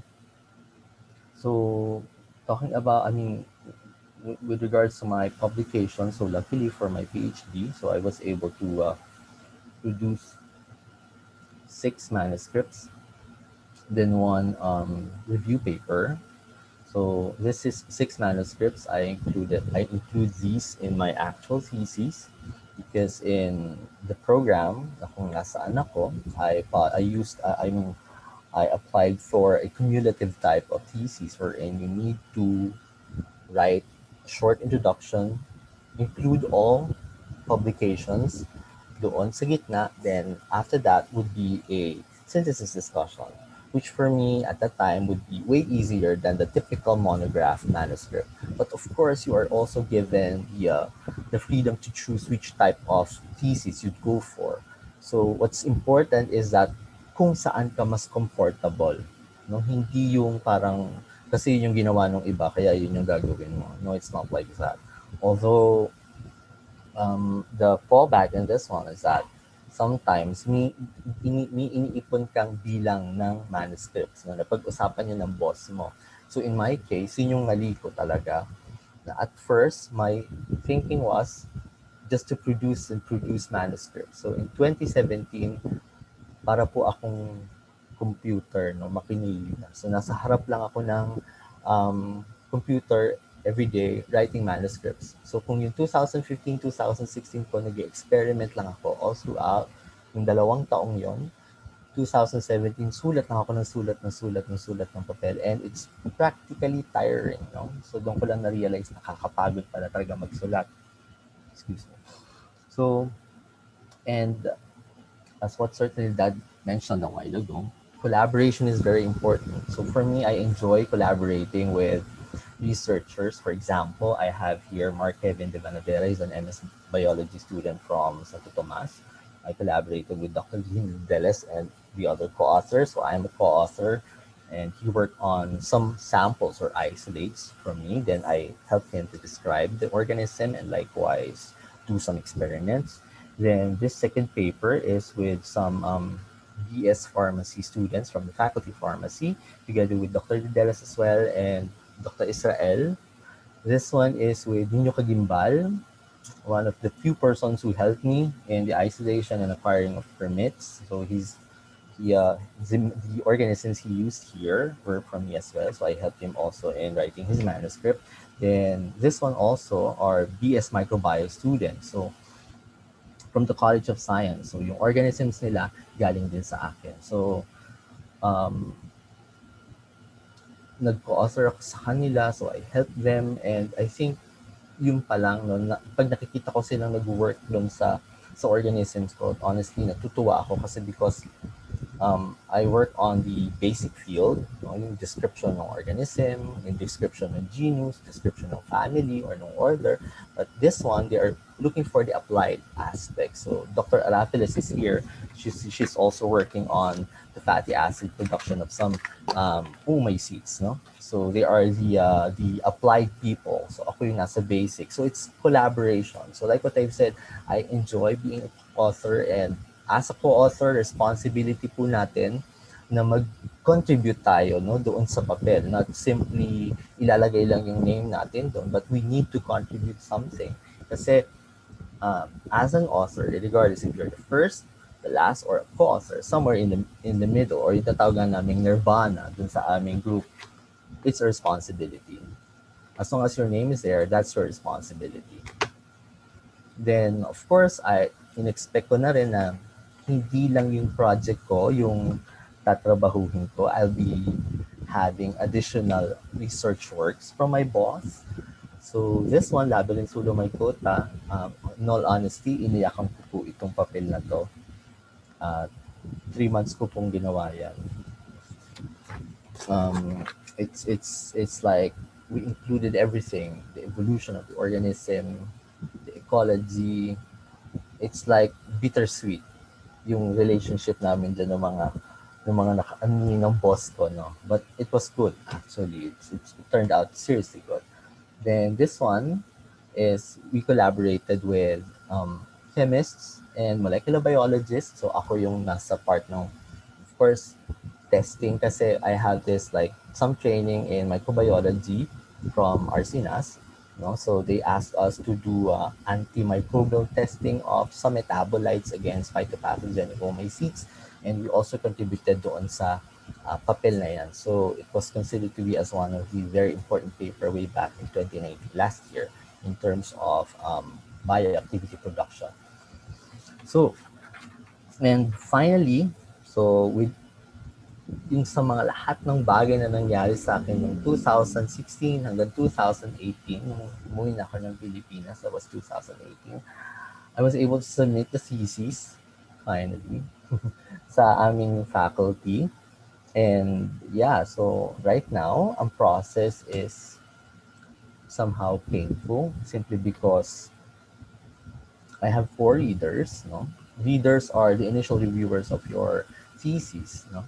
And after some time, pag nag-approve sila lahat, ipapasa po nila yon sa faculty or sa department kung saan ka kabilang.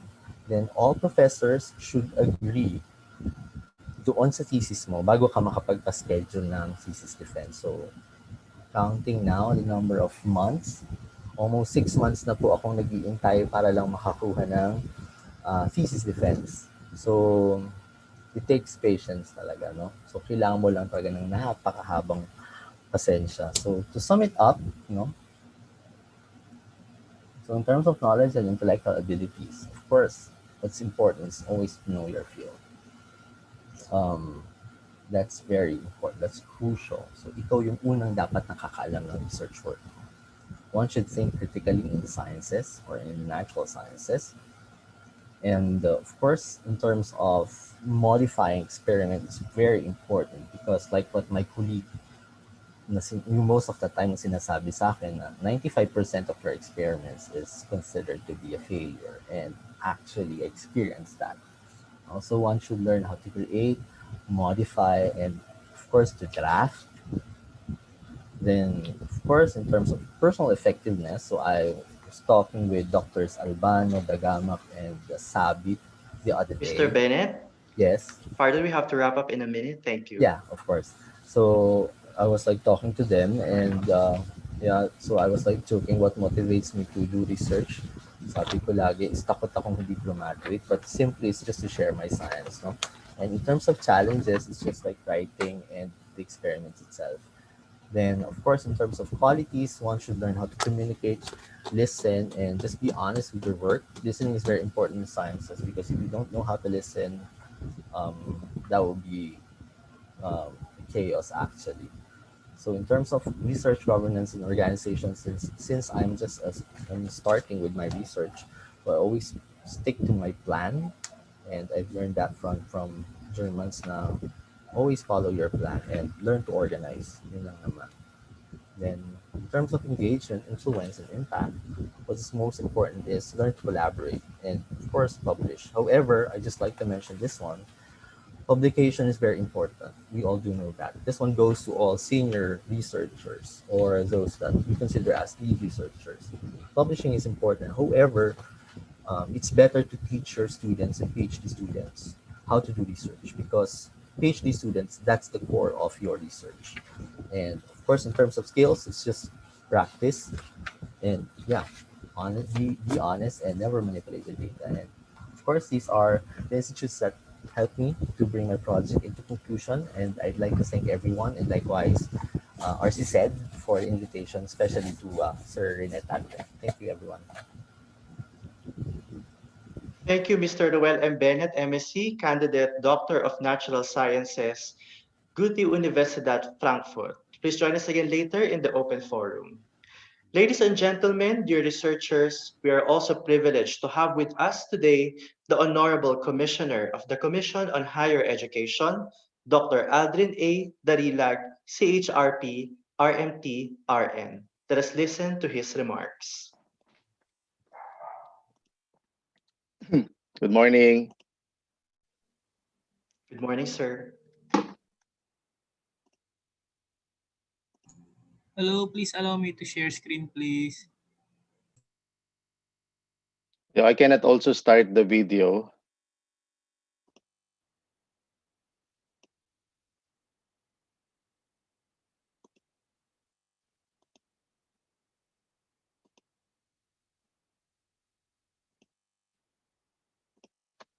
Hello.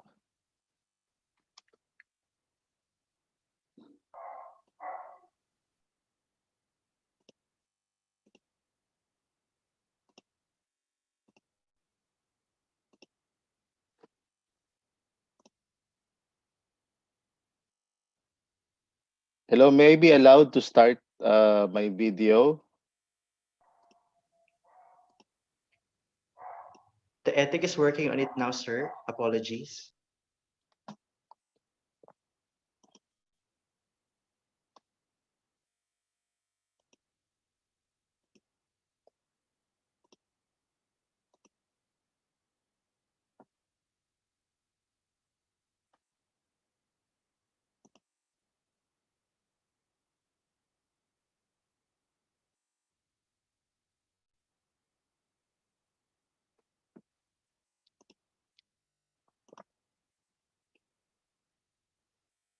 Dr. Belinda B. De Castro, the professor and director of the Research Center for Social Sciences and Education of the University of Santo Tomas, speakers and discussants of today's webinar, to the center's research associates from various research interest groups, to my fellow academicians from the different higher education institutions, my kapwa Tomasinos present here today, to the advocates of the Philippine higher education reform, good morning to you all.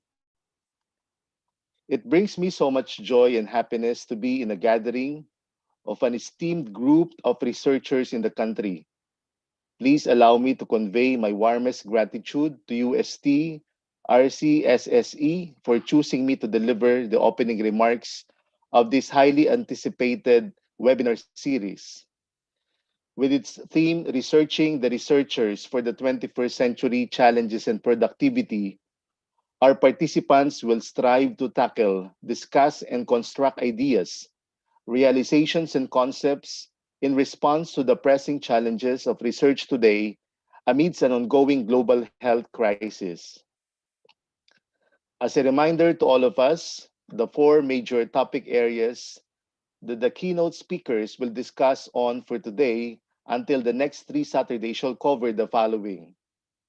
First, understanding research impact beyond analytics. Second, writing for publication. Third, research grants and funding opportunities. And fourth, managing research programs. Truly, this endeavor is of great relevance with respect to the rapidly changing landscape of education, particularly on how it has affected the conduct of research and the researchers themselves. In an editorial article issued by The Lancet on August 29, 2020, entitled Research and Higher Education in the Time of COVID-19, the COVID-19 pandemic is said to be undermining the ability of researchers to do their job. For higher education institutions, the long-term, complex, and unexpected implications on research must then be anticipated as early as now. A few of these critical challenges that the research workforce grapples with today include the following. First is the need to develop new online learning resources for teaching. Second, increase domestic responsibilities associated with the closure of schools and child care facilities. Third, decrease access to laboratory space. Fourth is the procurement problems of needed equipment and reagents. Fifth, difficulty recruiting study participants.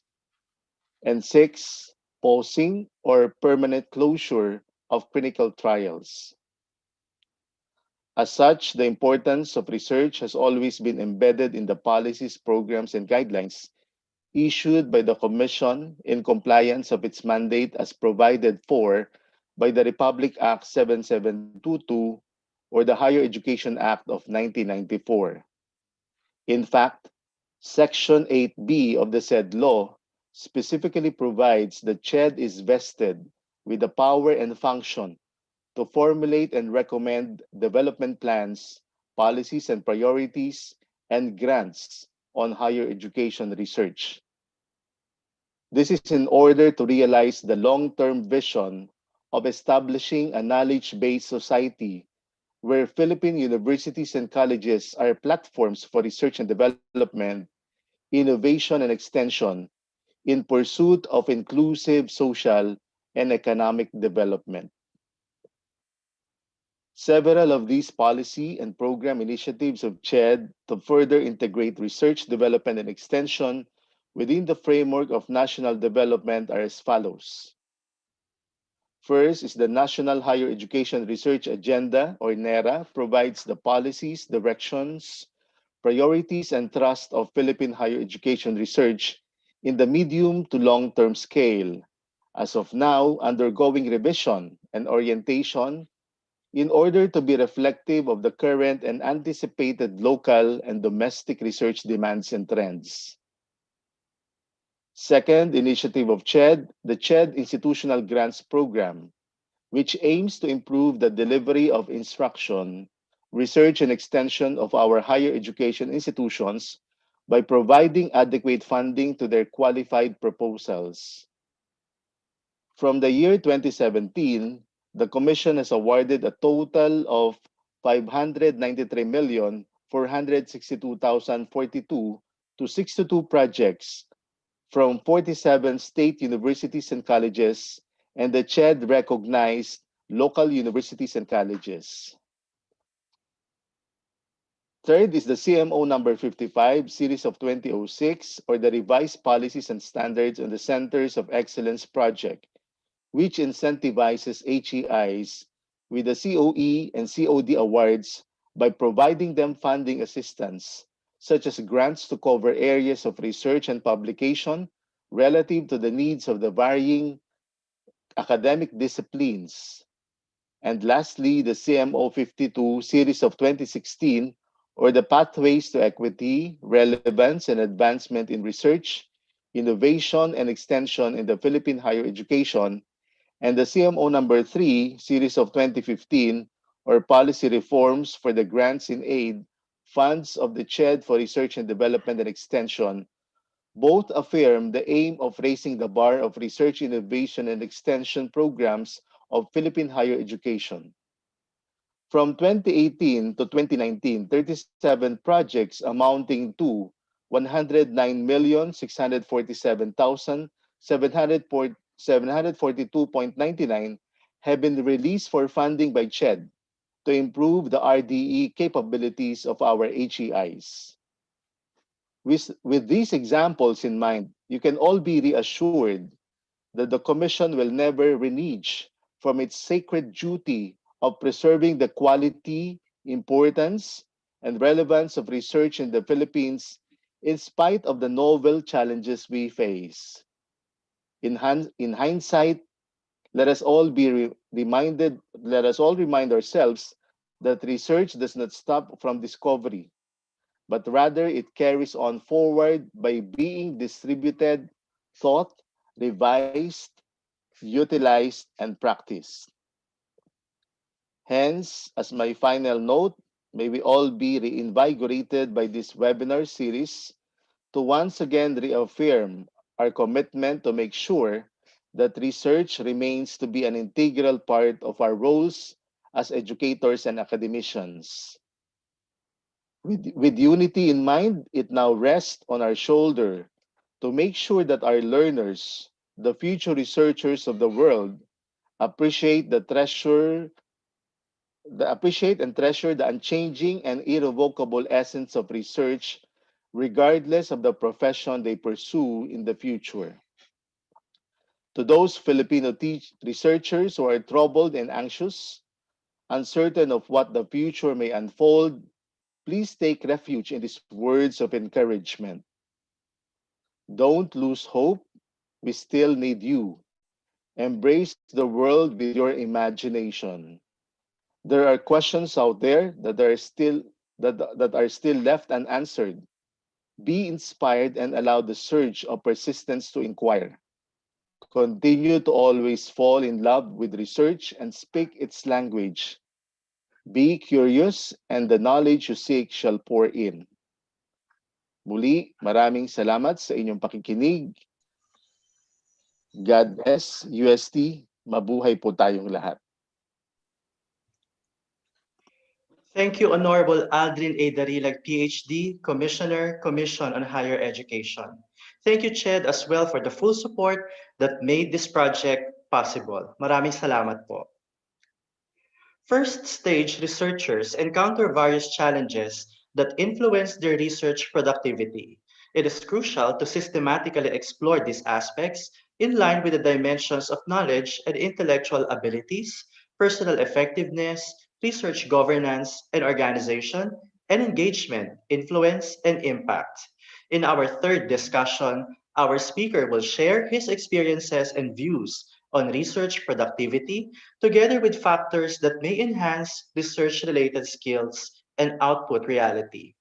Our third discussant is a PhD candidate at the Hong Kong Polytechnic University and a faculty member of the University of Santo Tomas College of Nursing. His research interests include dementia risk reduction, health literacy, and critical care. He is currently working on a research project about dual task training to improve the cognition of older adults with mild cognitive impairment. He is also involved in collaborative projects about digital health literacy in the context of the COVID-19 pandemic. Ladies and gentlemen, please welcome our third discussant, Mr. Lawrence Lloyd B. Parial, MAN-RN. Hello, everyone. I hope my voice is loud and clear. Yes, sir. Magandang umaga po sa inyong lahat. I would like to thank the organizers of this webinar, and it's good to see some of my mentors and colleagues. I miss you all.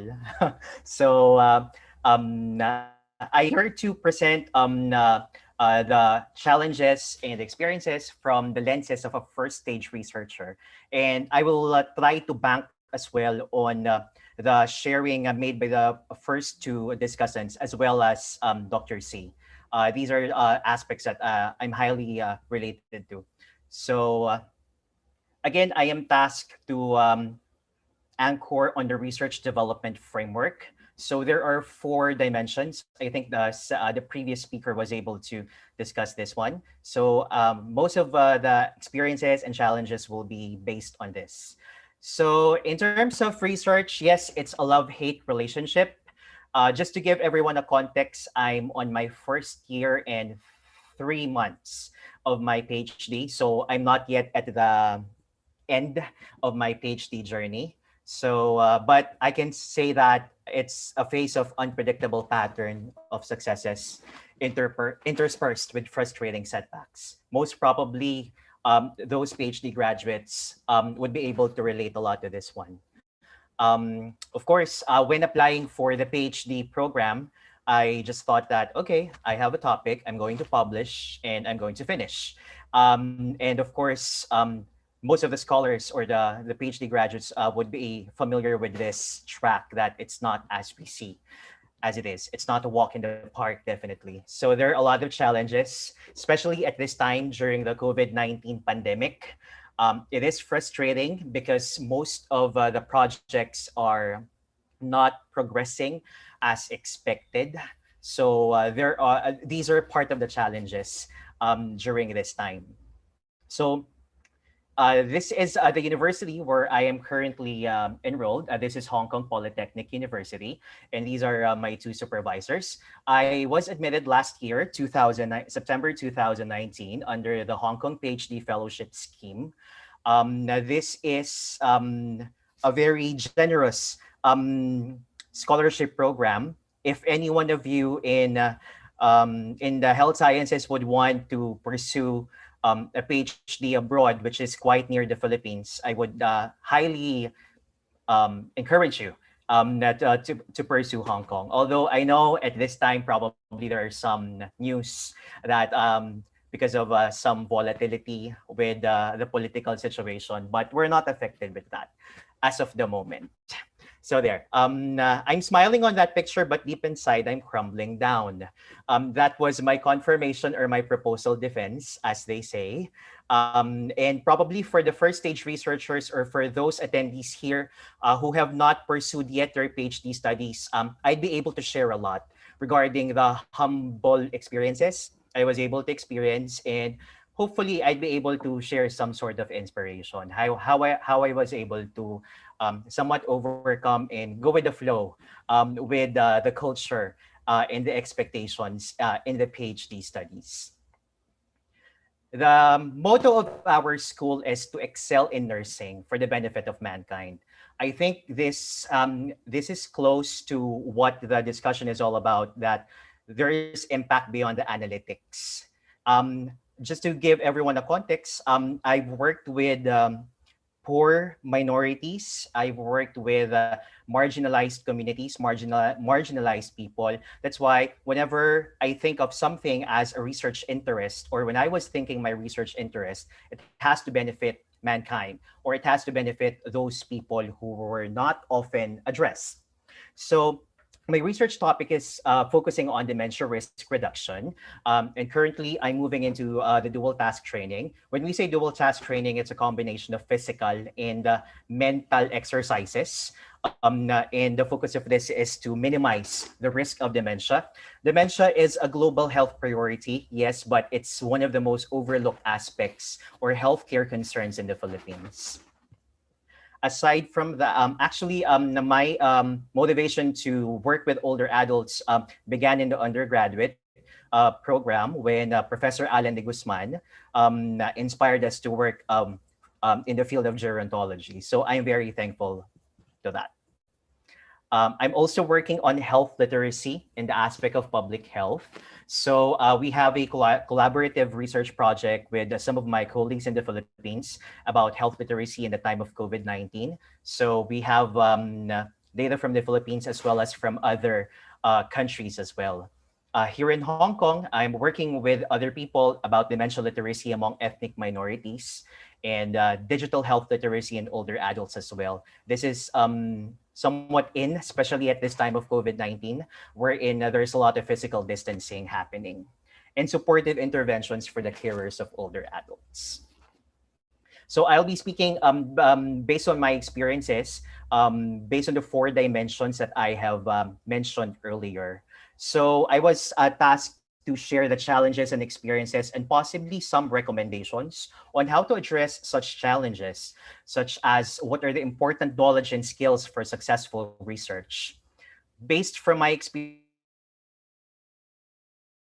I could say that the first important knowledge and skill that we have to be equipped as a first stage researcher is to have an updated knowledge base about our area of interest.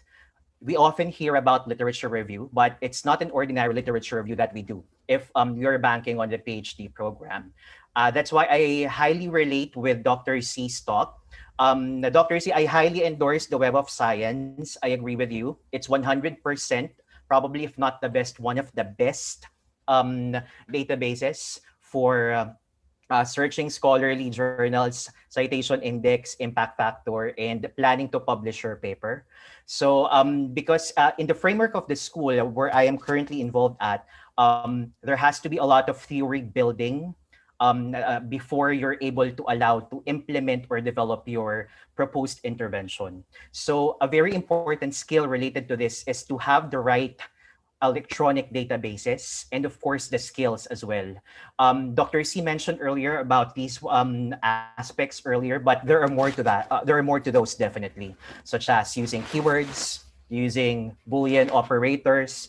I think the capacity building is very important so that people who are able to assist us on how to do these aspects, it will definitely help our research productivity.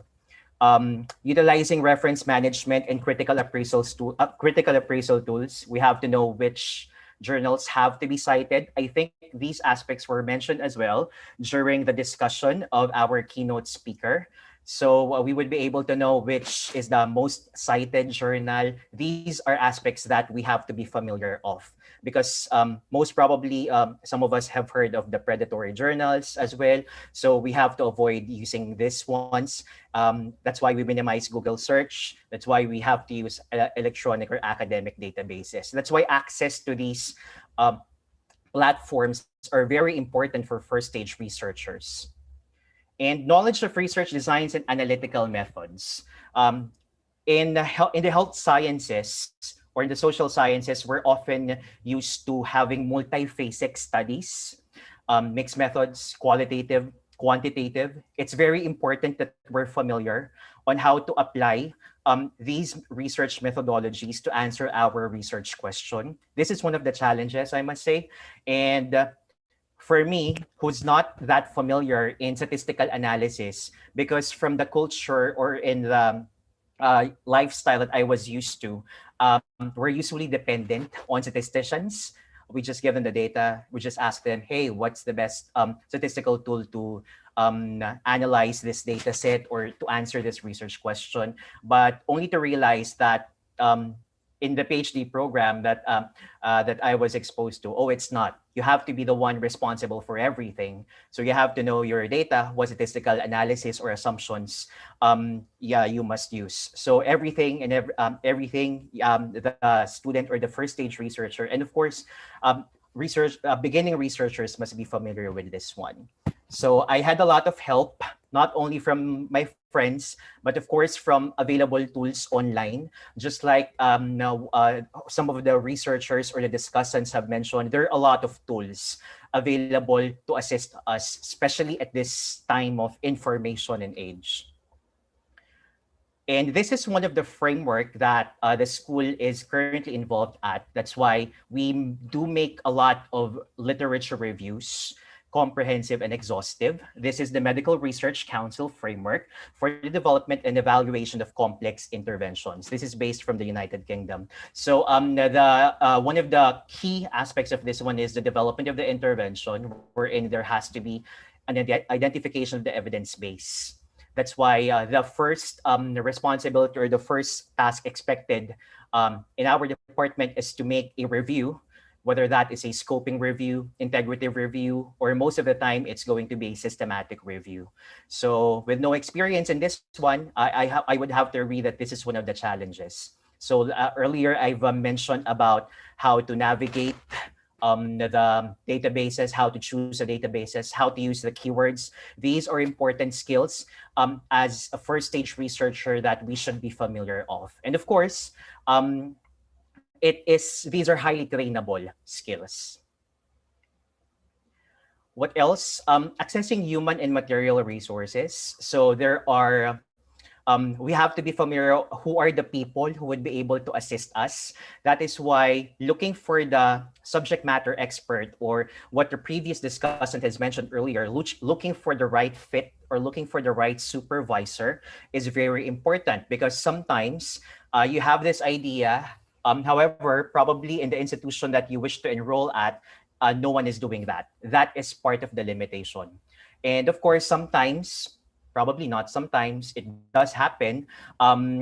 Some students are forced to change their topics because it's what their supervisors want them to pursue. That usually happens. So it depends on the person whether he or she is willing to bend or willing to be more flexible to that kind of arrangement. And seeking feedback from colleagues and experts. Being a first-year PhD student, or second year rather, we do have a lot of what we call research student seminars. Of course, being a first-time PhD student, or during my first year, I will not be ashamed to tell about my story. The coordinator has told us, we're going to have research student seminars. I thought, what? Okay, they're going to invite probably an expert in research, and then we're just going to listen to him or to her. But it was not the case. So in the research student seminars, we're supposed to present our research progress, the aspects that we are investigating to our colleagues, and then they would be able to provide critique, to provide recommendations. I think this helped me a lot in building my confidence in communicating to people, in argument, in making arguments, in making valid responses to some of the questions. Because as a researcher, our communication skills are very important. As previously mentioned, writing skills in terms of publication is one of the, if not the one, it is one of the major indicators of research productivity. And of course, it also involves presentation skills. So as researchers, we're supposed to do a lot of these tasks.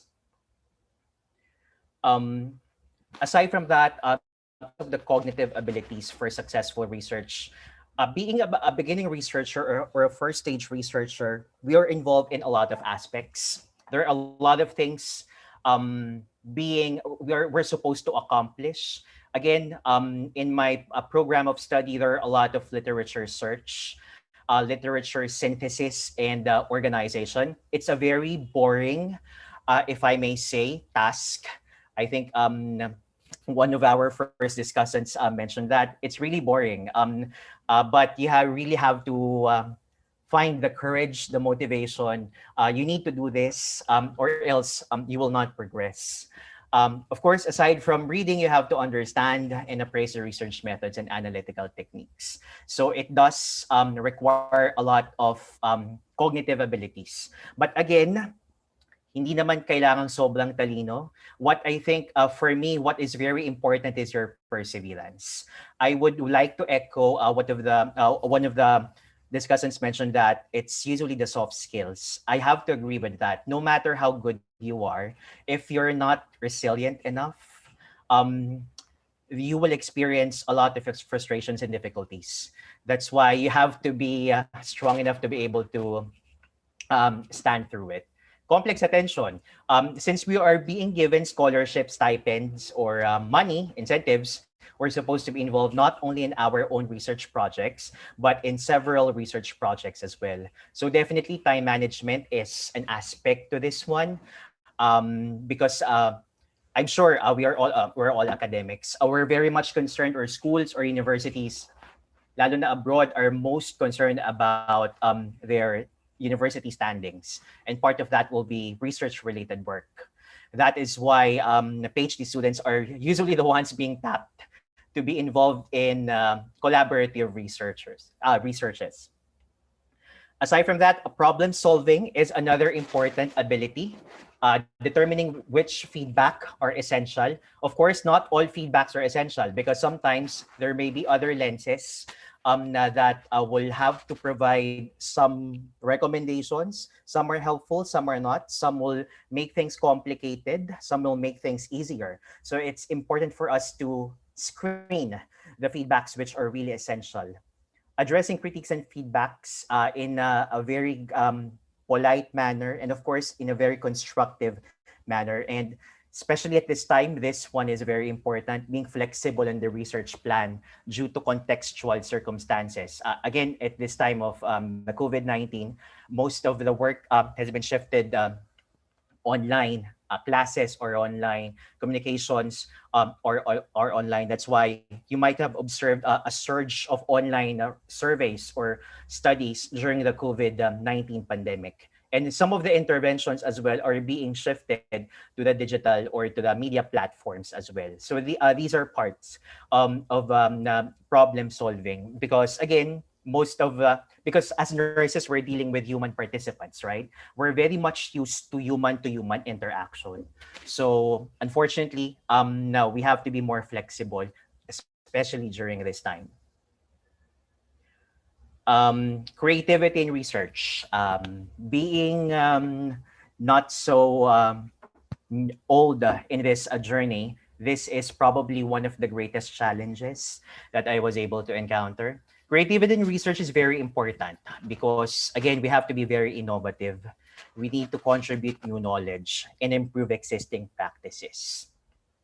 Probably some of the PhD students or graduates were able to took a look at this framework or this picture by Might in 2010 when if you're a PhD student or for you to be a PhD graduate, you're supposed to make a dent in the existing body of knowledge, a very small dent in the body of knowledge, as small as that. You were instructed not to make a difference in the whole world because no one can do that. Just a very small change is enough. Again, this is one of the most difficult challenges because in the school where I'm currently enrolled at, we are instructed that we're supposed to do a research which has never been done anywhere in the world. That's why the literature search has to be exhaustive, it has to be comprehensive. The supervisors would say, just because it was not done yet in the Philippines, you're supposed to do it. That they would usually say that you have to be the first in the world. It has to be groundbreaking. Of course, it doesn't have to be the case all the time. But I'm just sharing the journey in the PhD program. So what are possible facilitators, for this one? Again, the literature search has to be exhaustive. You have to be every now and then updated in the recent advances in the area and being receptive to ideas or feedback from others. Not only from your own discipline, but also from others as well. Exploring common practices, not yet fully explored.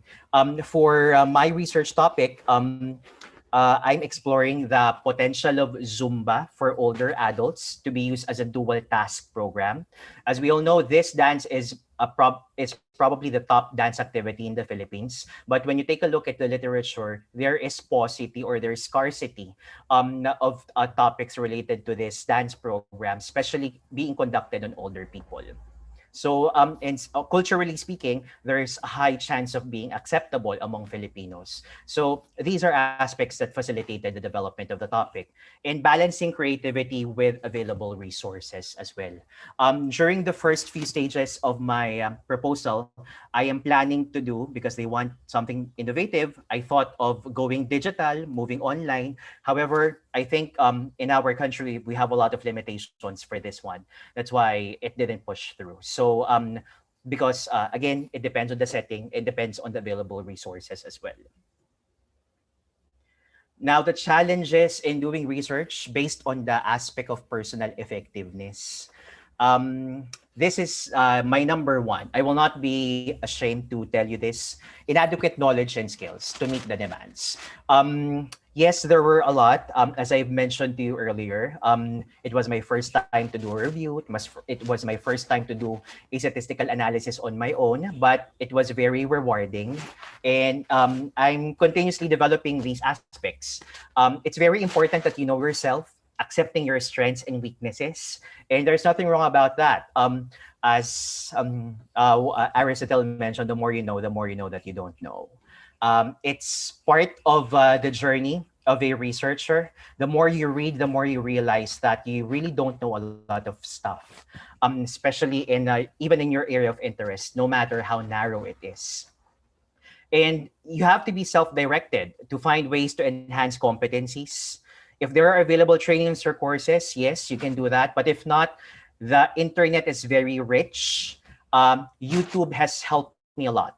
Of course, we have to be careful again with the kind of information that we are using. There are a lot of research and distinguished scholars which have self-help videos which we can make use of so that it will be easier for us to learn more about the skills in research, because especially nowadays people are more of audiovisual learners. So this actually helped me a lot in my journey, especially when it comes to is in statistics, because it's it's a complicated matter for me. So I had to read and watch videos to see how they actually do it, and asking help from others. It's important to have people, to know the people who you could ask help to, so that you'll be able to have clarifications. You can have guidance as well. And I believe there's nothing wrong in asking a lot of questions. This is one of the things that I had to conquer before when I was a new student, because before I was hesitant to ask a lot of questions because I thought, oh, they may think I'm not good enough. But my supervisor told me, don't be afraid to ask questions, even the most stupid questions. Aside from that, because there are a lot of demands in the work, there's increased volume of tasks, yes, in a short period of time, because I mentioned that you're not involved only in your own research work, you're also involved in other projects. So it's important to say no at times, even if it's tempting, because probably as a beginning researcher, you might want to think, oh, I want more citations, I want more research projects, I want more publications. But of course, we have to swallow only what we can handle. And of course, prioritization and time management is very important, because especially if you're working on a scholarship program, of course, if you're going to stay in another country which has a high cost of living, you need to make sure that you'd be able to budget your time and your money as well. So you have to be very practical and realistic in terms of the tasks that you can actually take note of. And another one, this one was mentioned, I guess, earlier: handling rejections and revisions. Resilience is very important. During my first meeting with my supervisor, I think I was crushed morally and mentally. I wasn't able to work the whole day after our meeting, because it made me realize that I had a lot of things to learn too, to be a researcher. And of course, rejections as well when you submit to journal articles, not only to journals, but also from your supervisors themselves. They will have a lot of comments. They're looking for something else that you were not able to hit.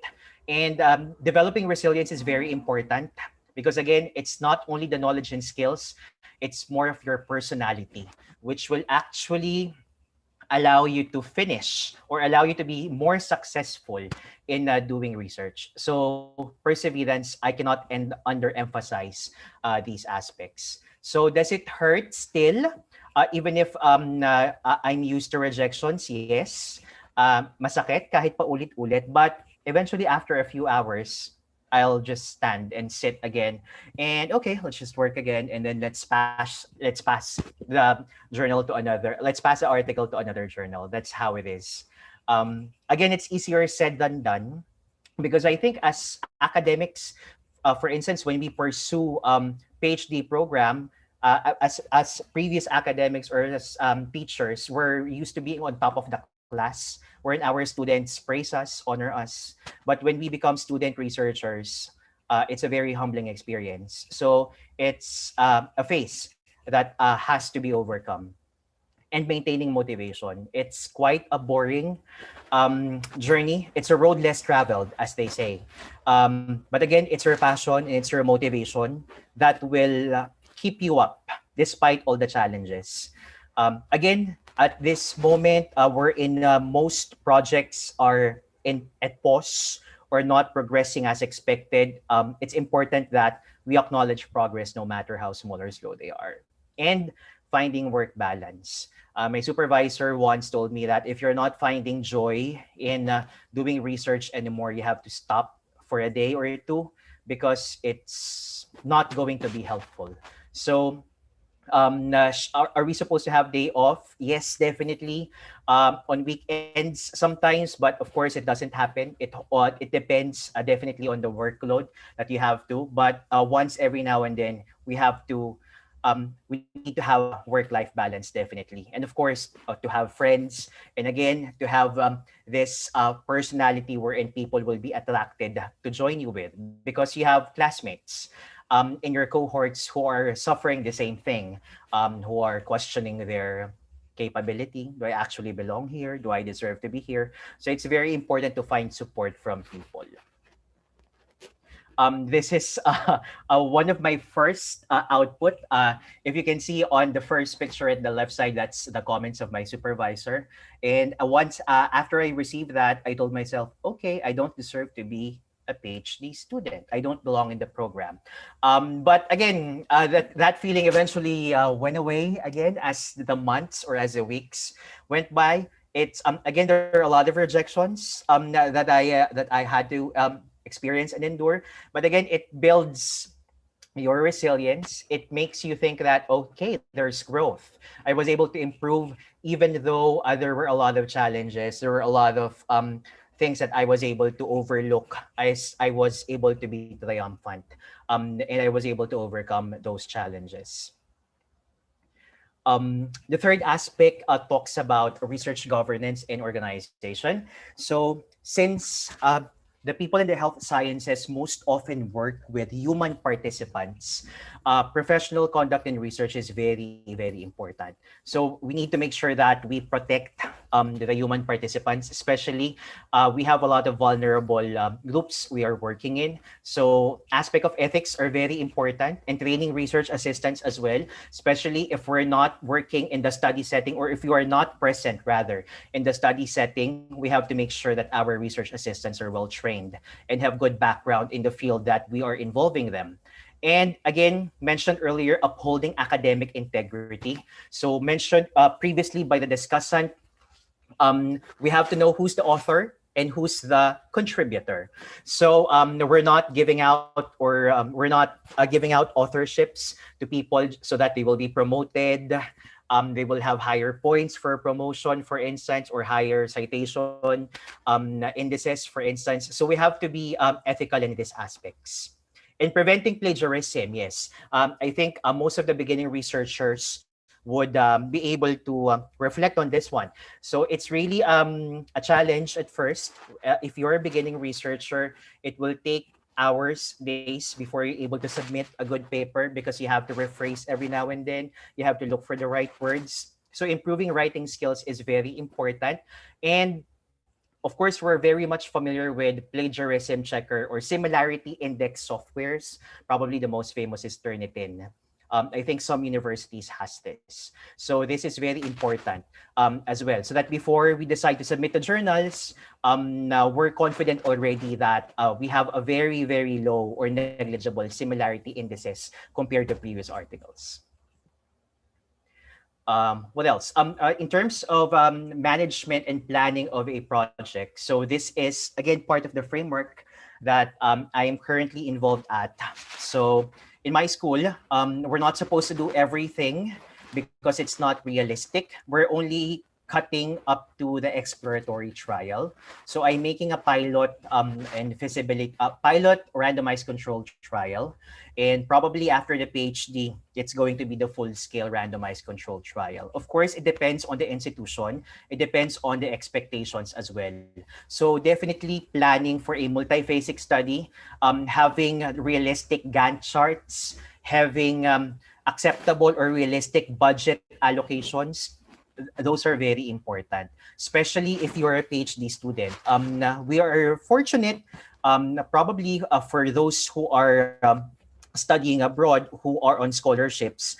The scholarships are very important because that's really where we get the money from to fund our research. Because if it's going to be our own money, it's not going to progress. So funding is very, very important for research productivity. I think I cannot underemphasize the value of financial support. If we really want to build research productivity for our first stage researchers and the rest of the established researchers as well, funding is very important.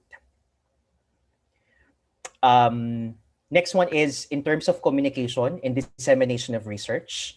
Again, I would take some time to discuss on the publication, because I think this is the number one metric whenever we discuss about dissemination or communication of research.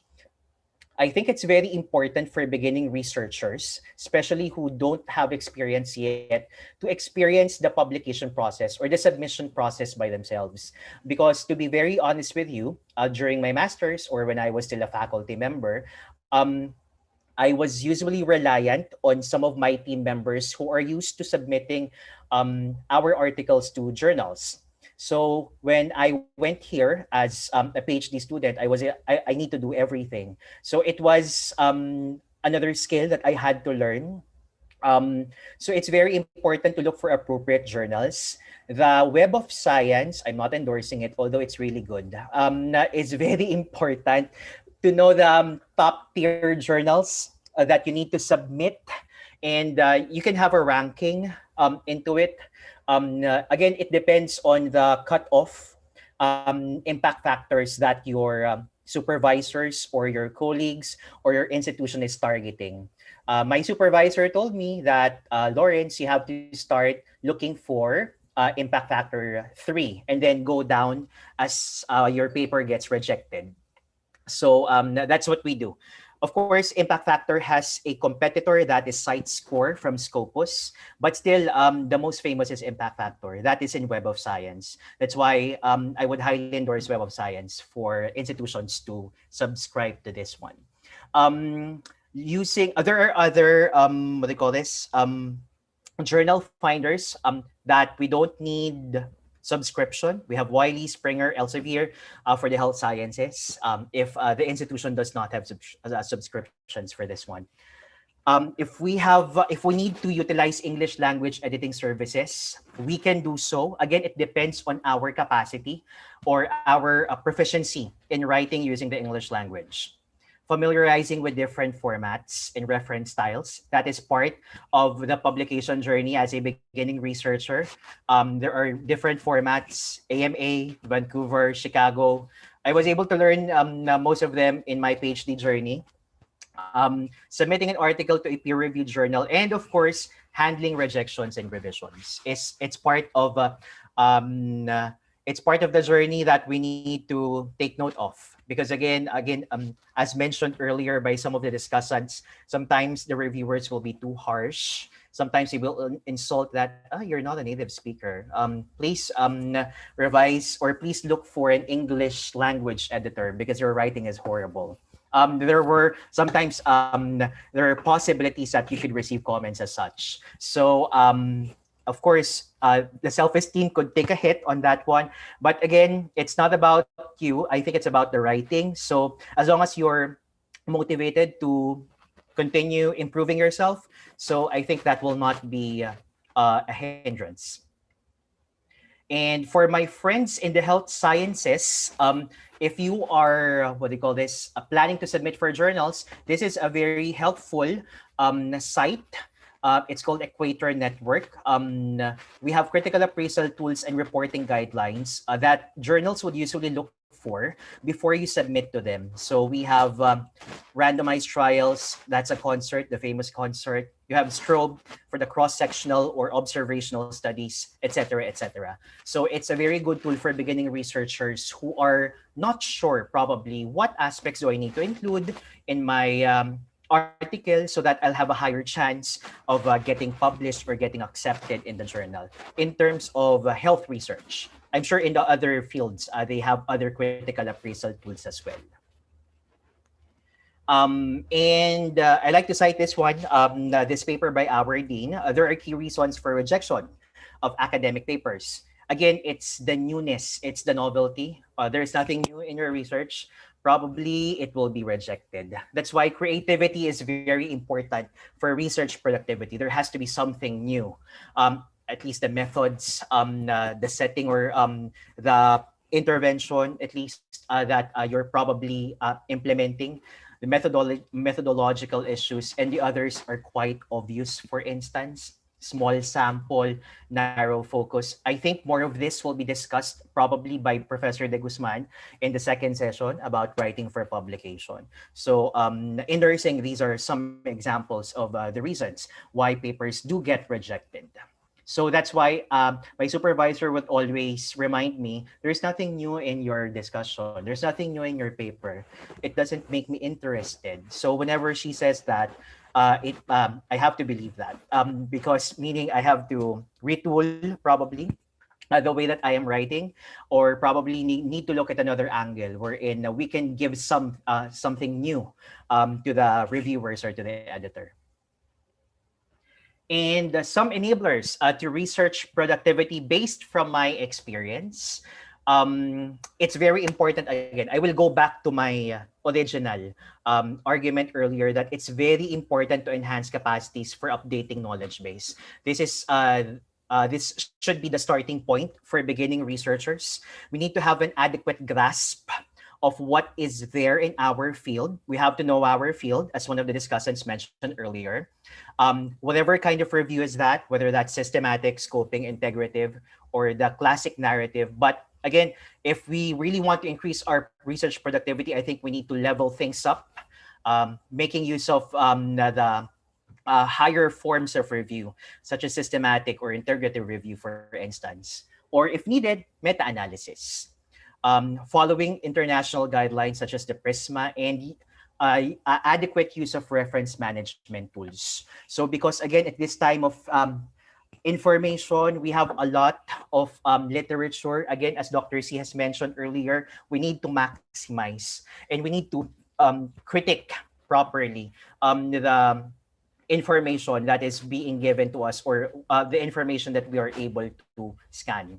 So before being a PhD student, what I thought was to look for the research focus first, and then identify knowledge gaps, and then identify the topics. I often overlook the value of literature review as a beginning researcher, because I think that's probably if some beginning researchers would usually do that. Oh, I have a topic, I'm going to do this.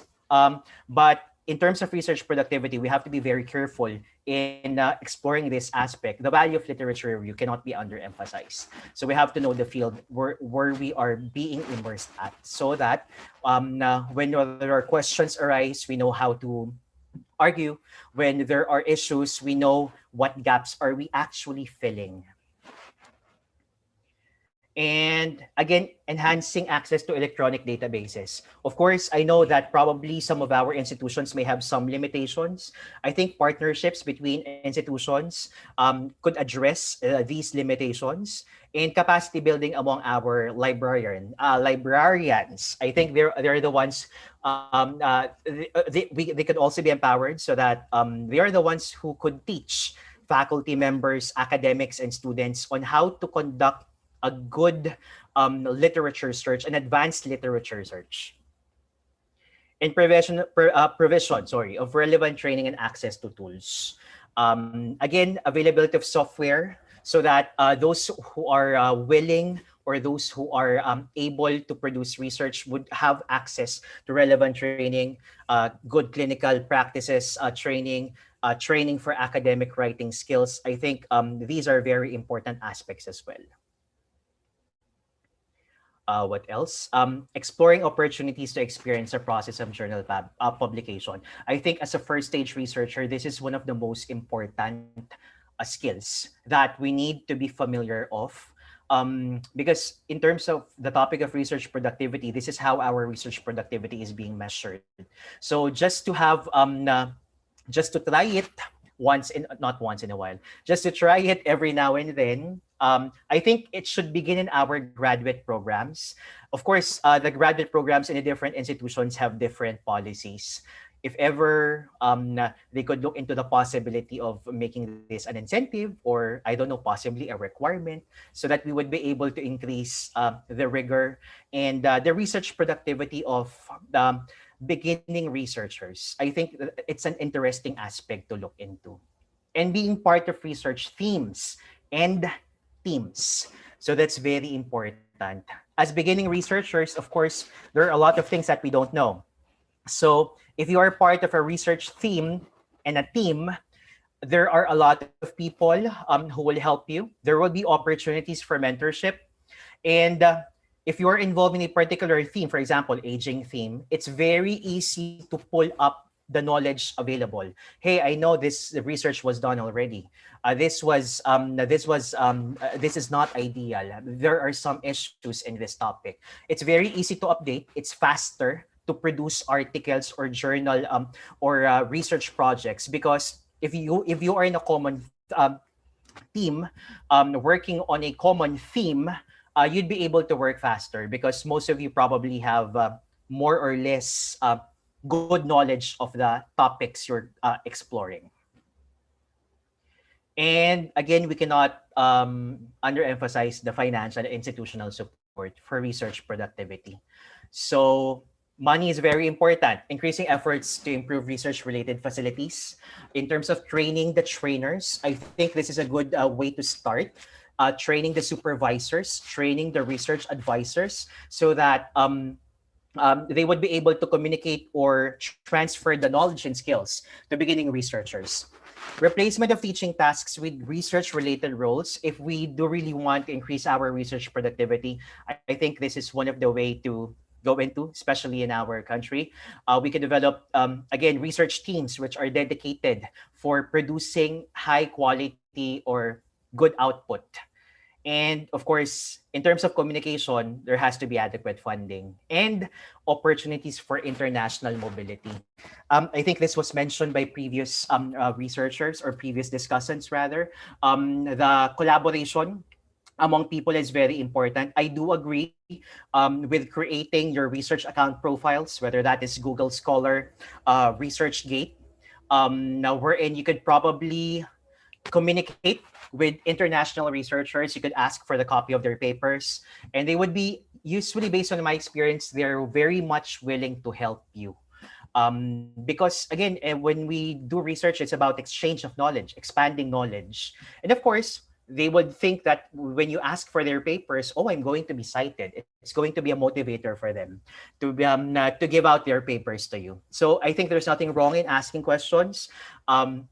Or collaborating with other people. I think the discussion earlier by the keynote speaker also mentioned about this one through databases such as Web of Science. We would be able to point out possible collaborators outside our country there. I hope I still have time. Okay, yeah, so reinforcing... Pardon, sir, we have to wrap up in a minute. Thank you. Okay, thank you. So I think this is the last slide. So transferable skills for first stage researchers, just to wrap up everything that I have mentioned. So again, critical thinking skills, researching skills, planning and management skills. Technical competency, not only in writing, but definitely in using information management tools, databases, software programs. Problem-solving skills, academic integrity in terms of professional conduct, in terms of dealing with your participants, and of course, communication skills and being self-directed. That's very important.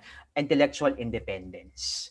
So those are transferable skills of first-stage researchers that I would probably share on the last slide of my discussion. So that's it. Maraming salamat po. If you have questions, you can email me at this email address, lawrence.parial@connectpolyU.hk. Mabuhay po kayo. Thank you, Mr. Lawrence Lloyd D. Parial, MAN, RN, candidate, Doctor of Philosophy, Hong Kong Polytechnic University. Please join us again later in the open forum. Opting to pursue the scholarly life, first stage researchers are placed in a peculiar position where they must rapidly resolve any ineptitude on the dynamics of research. They typically anchor their theoretical and functional knowledge acquisition practices on what is available at their disposal. Self-directed learning, graduate coursework capstones, research or teaching advising encounters, and publications supervised by a leading researcher.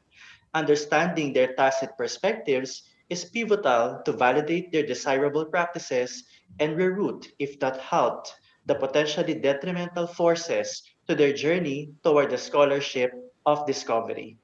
Our fourth discussant is a registered nurse and a licensed professional teacher by trade. Deciding to pursue the scholarly life, he handles the courses qualitative research, biological science, physical science, and philosophy of the human person at the senior high school level while serving as science coordinator at Glendale School Incorporated. He is also a candidate to the PhD in Educational Management and Leadership degree at the University of Santo Tomas. As a doctoral student, he has authored and co-authored articles on educational gerontology in Asian Journal on Perspectives in Education. Ladies and gentlemen, please welcome our fourth discussant, Mr. Marvin E. Obmerga, RN, LPT, MAN.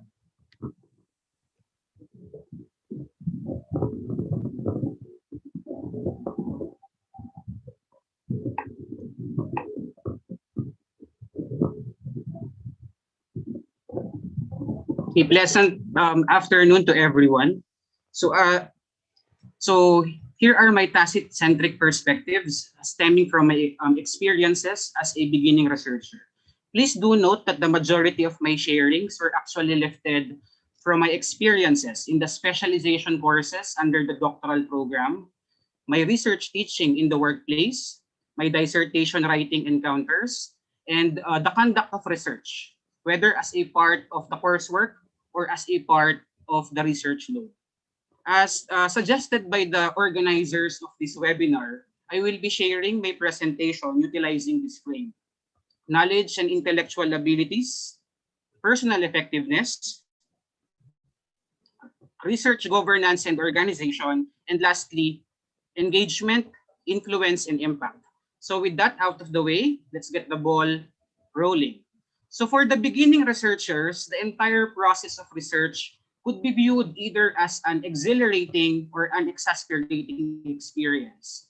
Some of us might view it as the baptism of fire, while others might simply convey that it is our opportunity to make our presence felt in the glorified hall of the academia. On my part, personally, I view the research process not just as the opportunity for me to advance my craft, but to simply contribute to the advancement of the knowledge frontiers of my discipline. And above all, to amplify the voices of the research participants and transpose the essence of their individual discernments and the substance of their collective worldviews into the form of a text that we need to read, understand, and appreciate. While a trailblazing research experience is the most preferred run of a research inquiry, I think you will agree that it is something easier said than done, for it requires requisite knowledge and skills to be highly effective and successful for such a high-stakes undertaking. So for the specific entries under the knowledge, I placed here knowledge of appropriate research designs. So knowing the avenues for methodological pluralism could potentially unlock new ways of executing research. It could also prevent the overutilization of a research design under a saturated phenomenon that almost everyone in the academic community has been already doing. Next, constructs and their corresponding proponents. Perhaps at the level of the beginning researchers, this might pose as a great challenge since they are still at the level where they are amassing the disciplinal, and the cross-disciplinal avenues that they could graft in their respective researches. But as time progresses and as they get the hang of what to include in the literature, the personalities that they need to cite, and where to access this valuable information could potentially spell out a difference in the quality of their work. Next, trends and fads of the discipline. So this pertains to the timeliness or the shelf life of the investigation.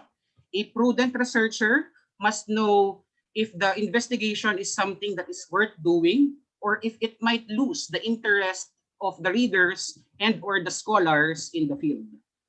Lastly, knowledge of gold standard instruments. So this refers to the time and cost saving measures of research. A researcher must know when to adopt with an O, when to adopt with an A, or simply when to create an instrument with a good psychometric property. Now, moving towards the requisite skills, I placed here the ability to accentuate the blind and the blank spots in the literature. So the ability of the researcher to see through the patterns present in the problems and issues in the literature could potentially provide a solid grounding or a direction to the overall trajectory of the research. As my research mentor and intellectual father would often state, if the why is clear, the how will be easy. Next, data reduction. So the ability of the researcher to treat the raw data is a gold mine. Once it is anchored with the exploration of a real and compelling problem and scaffolded by an appropriate research design, then we could expect that the emerging data will be theoretically sound and methodologically valid. Next, prolific writing. So the ability of the researcher to convey ideas utilizing a concise prose, free from overwriting and highfalutin words, could potentially attract the attention of the readers and the scholars in the field. Also, it could easily convince the editor and the peer reviewers in the publication process. We must always keep in mind that it only takes them few minutes to evaluate if the research is worthy of their time. Lastly, people skills. So as we all know, the research process is a collaborative enterprise, and as a crucial facet of the 21st century, people skills in the form of teamwork and collaboration is highly essential since the trend nowadays are joint research undertakings rather than carrying the research as a single author. So to further highlight certain cognitive abilities, I placed here growth mindset. So to simplify the contentions of Dweck in 2000, growth mindset simply entails openness and flexibility. So in the conduct of research, being open and flexible is beneficial, most especially when the beginning researchers are experiencing hiccups, deviations, or any form of interference to their expected routes. Next, fixed mindset. So albeit there are a number of negative connotations associated with this terminology, we could still view it under a positive light, most especially in the context of being firm in their resolve and being non-negotiable in the context towards a quality research. Next, breakthrough thinking. So thinking outside of the box and or creating new boxes totally. So infusing the research process with an inventive and innovative mind from its conceptualization down to its execution and down to its interpretation could lead to a novel research undertaking. Let me highlight the particulars of breakthrough thinking in the subsequent slide.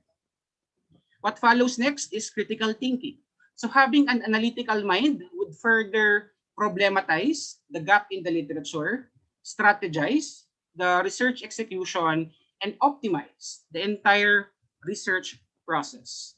Lastly, reflective thinking. So with the highly stressful nature of research, reflection as a cognitive ability endows the researcher with the necessary pause to determine if indeed he or she is on the right track, and above all, to provide a space for contestation to truly appraise and introspect if the emerging data is of quality. I mentioned a while ago the importance of breakthrough thinking and novelty in one's research. Having a creative ideation is important for the research to have an enduring impact. Without it, it could not inspire others to follow suit, and it could not advance the field since it does not offer something new on the table.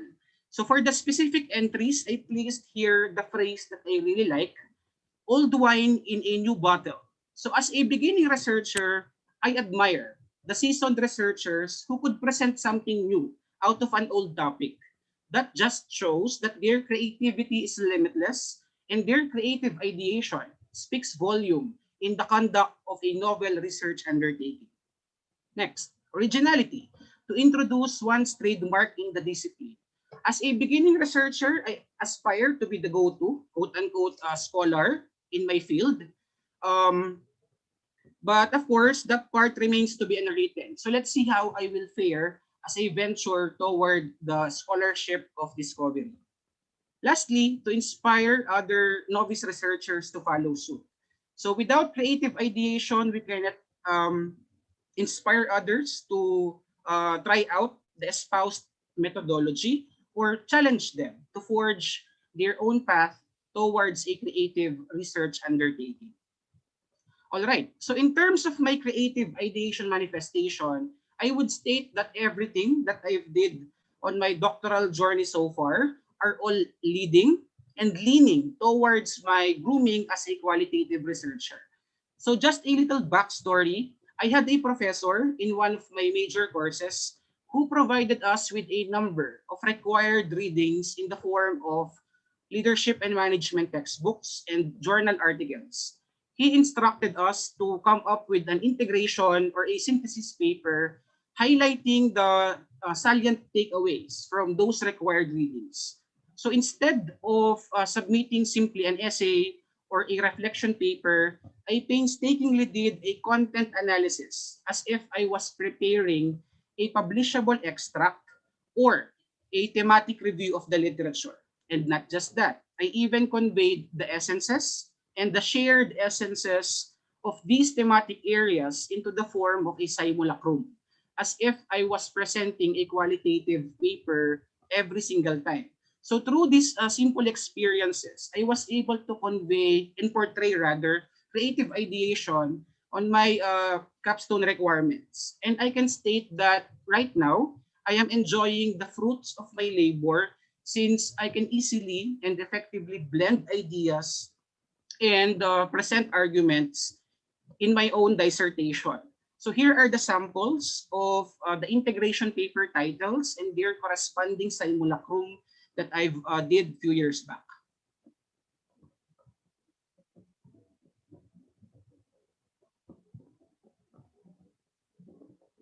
All right, so in terms of the translation of the theoretical knowledge into a functional one through concrete experiences, let me highlight this segment in the subsequent slides. Moving towards personal effectiveness, here are some of the driving forces which compels a beginning researcher like me to engage into the research process. First one, completion of the dissertation. As a beginning researcher, I humbly think that my main propelling factor to engage into research is to complete my dissertation. Accomplishing it will not just catapult me to the early career researcher stage, but it could also unlock more opportunities for me to pursue my other research interests. Second, to see if the quality of work could be recognized locally and or internationally.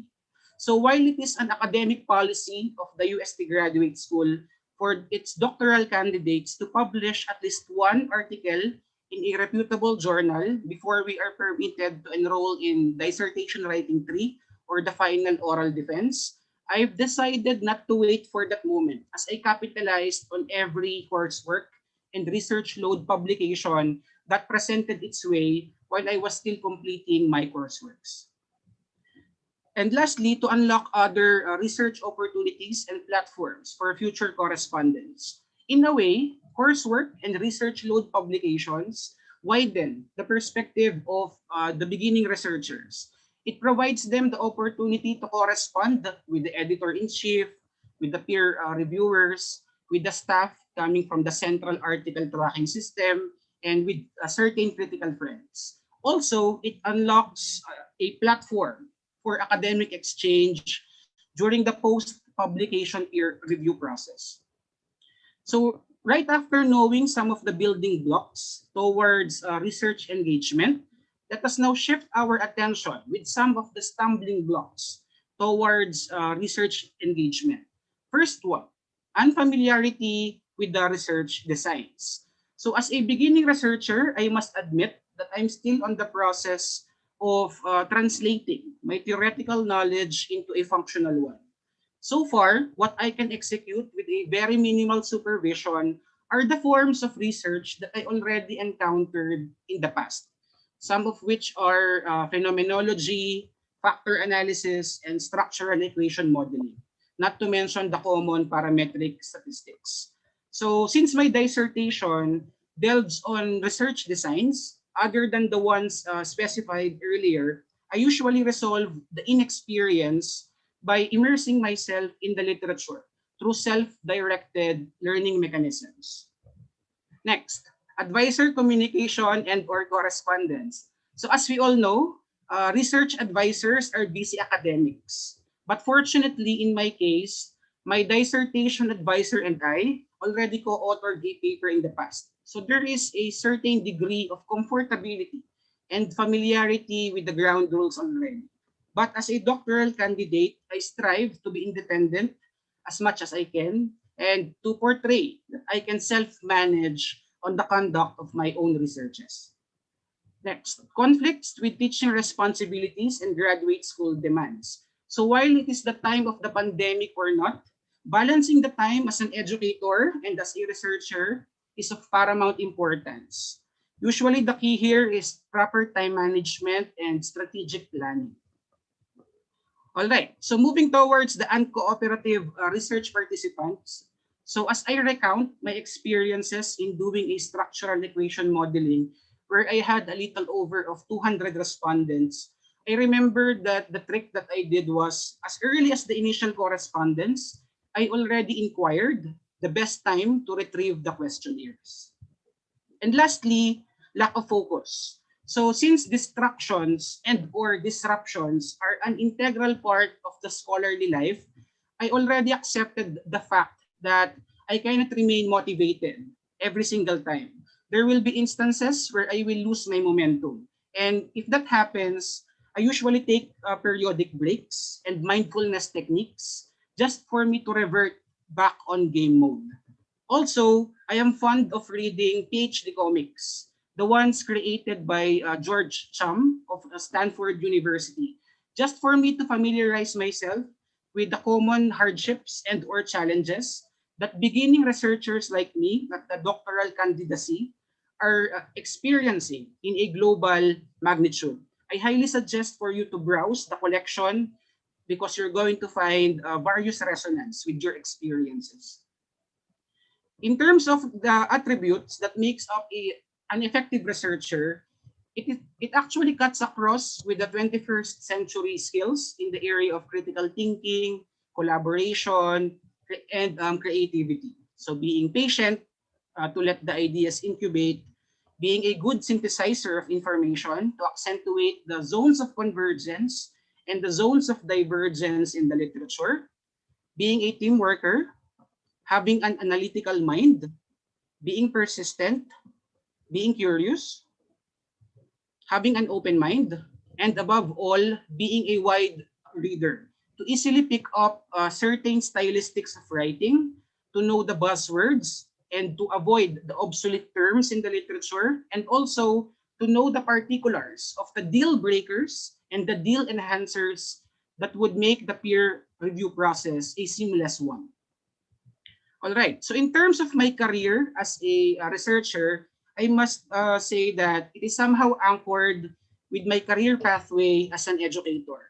Since I already acquired sufficient teaching experience in the early grades up until the senior high school level, I humbly think that the next logical step to undertake is to enter the academe particularly a college of education, to become a full-fledged teacher of the would-be teachers. And from there, I plan to maximize every research load that I will get. But I'm just hoping that by the time comes, I'm already done with my dissertation so I can pursue my other research interests.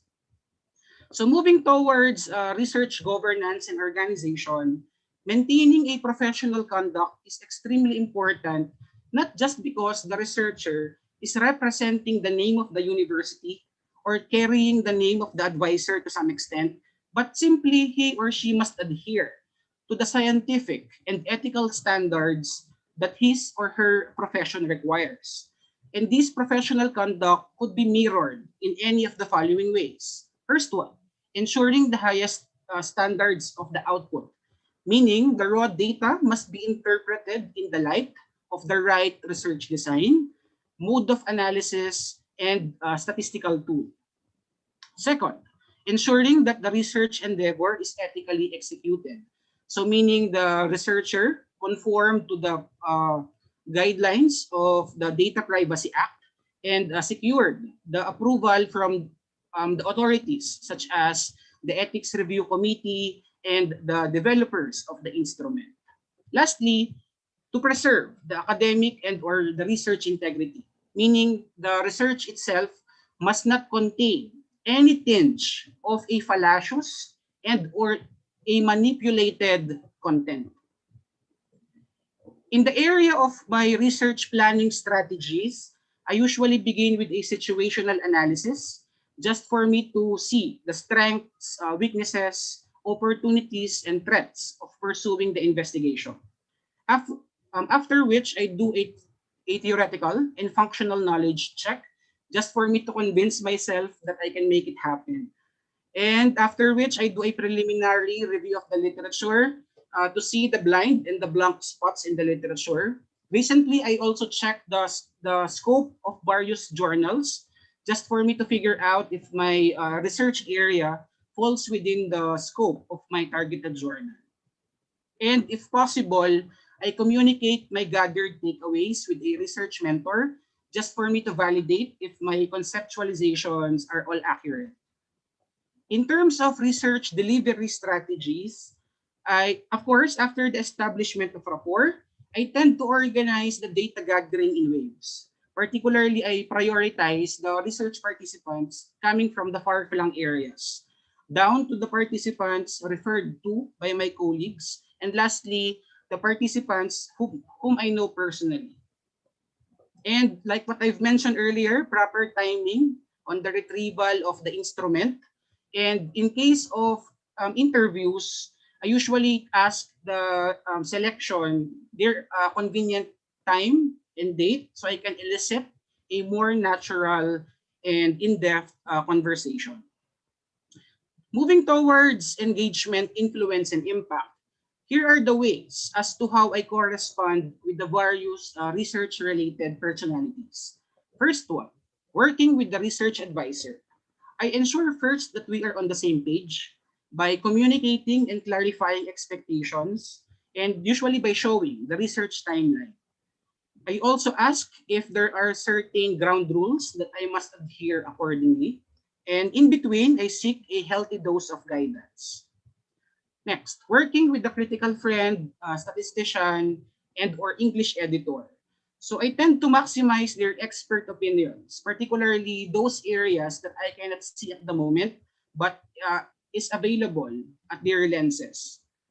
And if there are conflicting areas, particularly on the area of advices and or commentaries, I usually relay the information to my research advisor for mediation. Next, working with the study participants. Even before they sign informed consent forms, I see to it that I will explain any pertinent information thoroughly. And all of the time, I ensure that I will attend to their queries and or concerns. Responding to the editor or peer reviewers. I maintain a highly respectful responses to their to the point-by-point response document. I see to it that the document that I will submit to the journal does not contain any tinge of passive aggressiveness, and usually I avoid fighting fire with fire, even though I do not totally agree with the commentary or the remarks of a certain peer reviewer.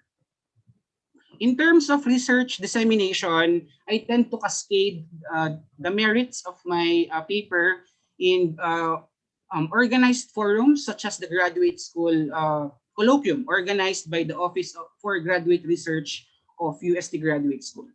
Also, through publications supervised by a more knowledgeable other, or a publication as part of the research load but carried out as a single author. In terms of my research impact, in the theoretical standpoint, my qualitative paper produced a simulacrum which serves as the framework to understand the modern family constellation in the area of social and emotional development of Filipino grandchildren raised by grandparent educators. While on the other hand, my quantitative paper surfaced an emerging model which could serve as a parameter to understand how the emerging constructs of design thinking and grit impacts the transformational leadership attributes of the uprising leaders in the field of education. In terms of the scholarly standpoint, of course, those researches resolved a gap in the literature, thereby advancing the field. Educational gerontology, particularly on the area of custodial grandparenting, and educational leadership behavior, respectively. Also, it became a part of the literature of other scholars who pursued an allied layer of experience. In terms of research as well, my qualitative paper became a part of my coursework material in the qualitative research class that I am handling. Particularly, it served as the guidepost that my students used when they were crafting their qualitative research output. In the area of practice and policymaking, I would say that my researches coming from my capstone papers are the ones having the most and direct impact, since technically they were crafted in response to a real organizational problem.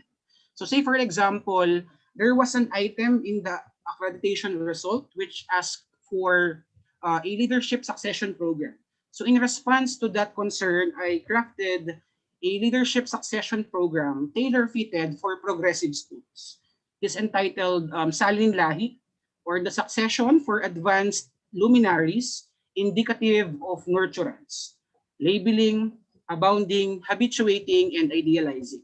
I'm still on the process of converting this capstone paper into a reflexivity paper for publication. All right, so in terms of the factors influencing the influx of research, I could simplify the items that I placed here in just two factors. The first two, institutional support and funding, and fair teaching and research load, falls under the institutional factor.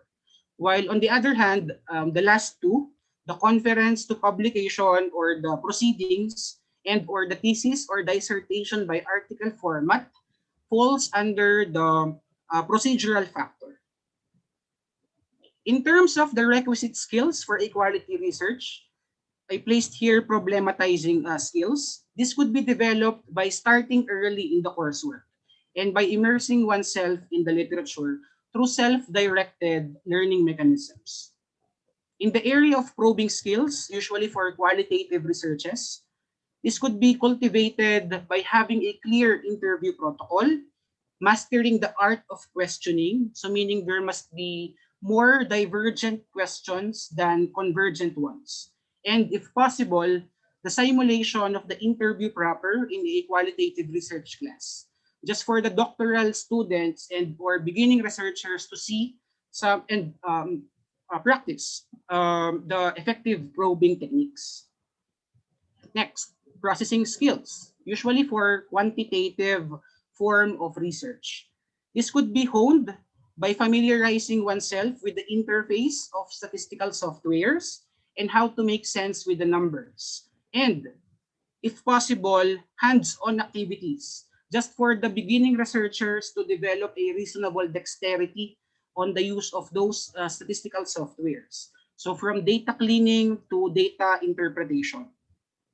In the area of teamwork and collaboration, this could be developed by joint research conceptualizations and implementations. But as much as possible, there must be a clear-cut delineation of individual responsibilities just to avoid the existence of the freeloaders.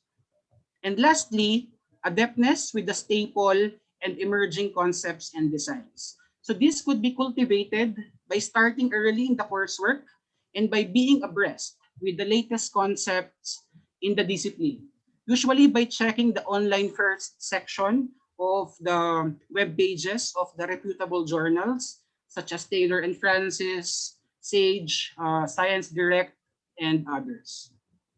So to put things into perspective, the items and the aspects that I have mentioned a while ago are all critically important to understand the experiences of beginning researchers. Today, more than ever, understanding the tacit-centric perspectives of beginning researcher is pivotal to validate our best practices and reroute, if not halt, the potentially detrimental forces toward our journey in the scholarship of discovery. With that, I end my presentation. Maraming salamat po at isang mapagpala at mapagpalayang hapon sa inyong lahat. Maraming salamat po, Mr. Marwin E. Obmerga, RN, LPT, MAN, candidate, PhD in Educational Management and Leadership at the University of Santo Tomas. Our fifth and last discussant will talk about research productivity in terms of three main points that she thinks are important components of doing research, yet aren't talked about as often as they should be. These points are first, writing skills and habits, two, personal resilience, including dealing with, with rejection and imposter syndrome, and third, social engagement. Finally, however, she will emphasize that although we can form helpful strategies for productivity, academic growth for young scholars are ultimately dependent on institutional rather than personal factors. Our fifth discussant is a candidate at Nanyang Technological University, Singapore. She has just finished writing her doctoral thesis, Freedom as Self-Realization, Zide in the Neo-Taoist Philosophy of Gosha. Before that, she wrote her MA thesis on a humanist reading of Wang Bi's commentary on the Zuyi. She has also published several articles in Chinese philosophy spanning from Confucianism, Taoism, and Neo-Taoism. She is also an academic staff of the Department of Philosophy of the University of Santo Tomas. Please welcome our fifth and last discussant, Ms. Christine Abigail L. Tan, MA. Thank you. Let me just share my screen.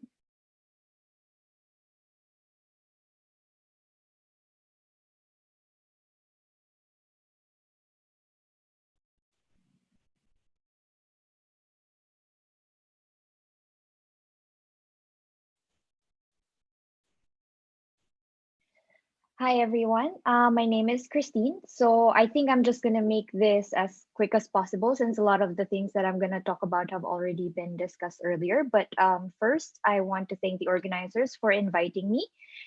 And I'm just going to talk about, I guess, more informally, the experiences that I've had because I'm in my 5th year of PhD. So I've just finished writing my dissertation. And I'm going to talk about the experiences that I've had personally, as well as the things that I thought I wish I could have known earlier before I started a PhD or before I started doing research. So I'm going to talk first about writing skills and habits. And under this, I would talk about 4 things, which would be time, rhythm, space, and craft. So I feel like these standards are always different for humanities, or if you're doing highly qualitative research. And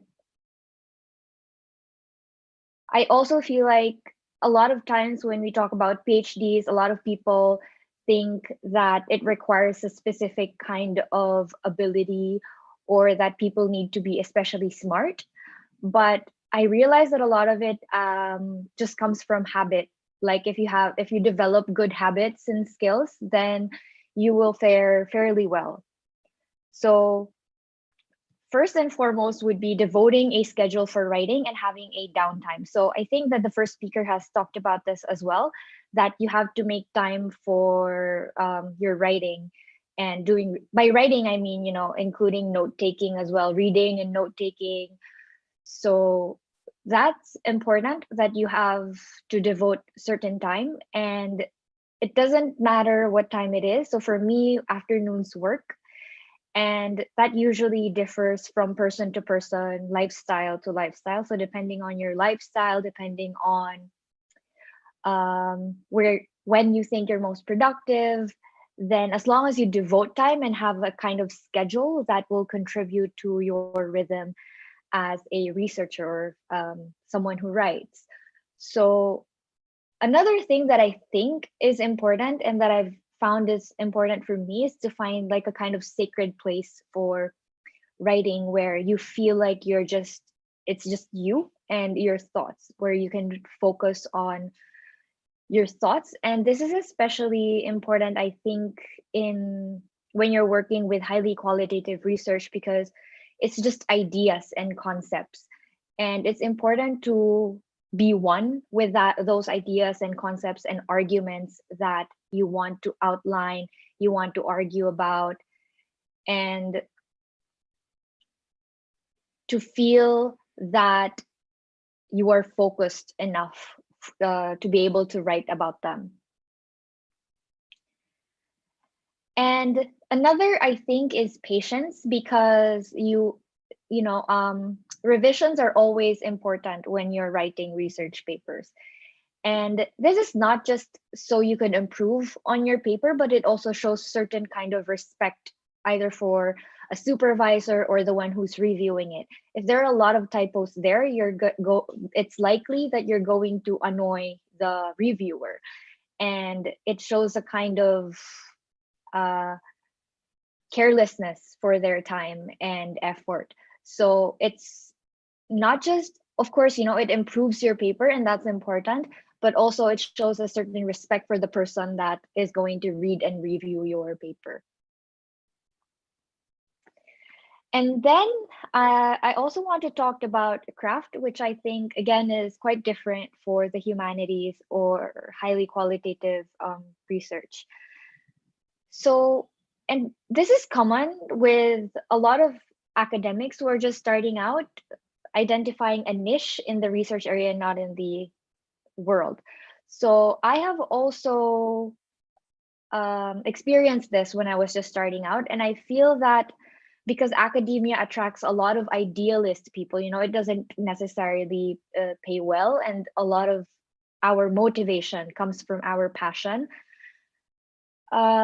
Identifying a niche in the research area and not in the world is something important to remember, because most of the time we want to change the world, but what we don't realize in the beginning is that we can only do that if we identify where we can contribute specifically in the literature or what has already been said.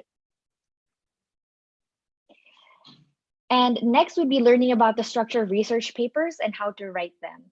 So I also teach students who write papers, and it's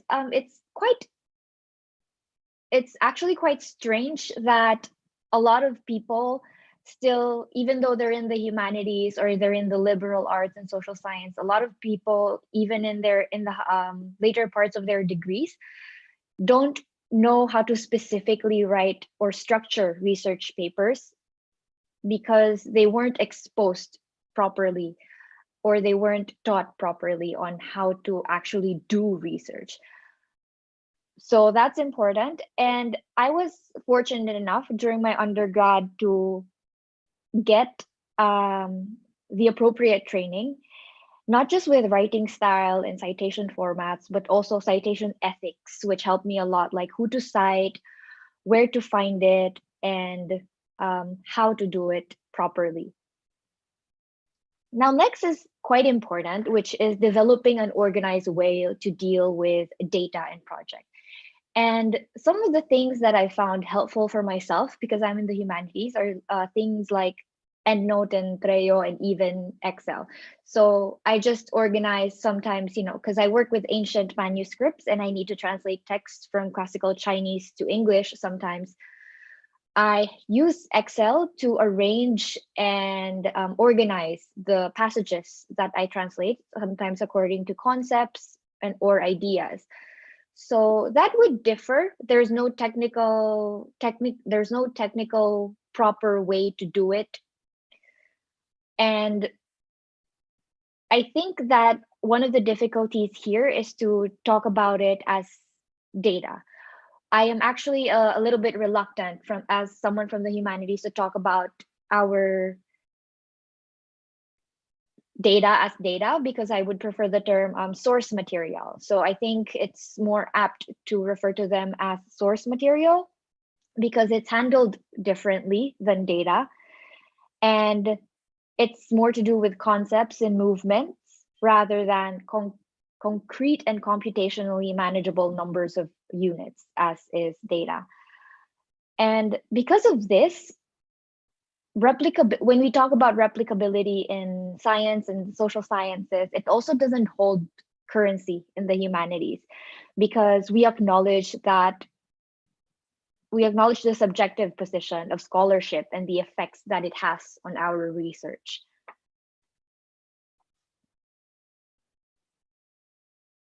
And another skill that was difficult for me in the beginning, but I've learned during the years, is to know when to let go of work that's not useful.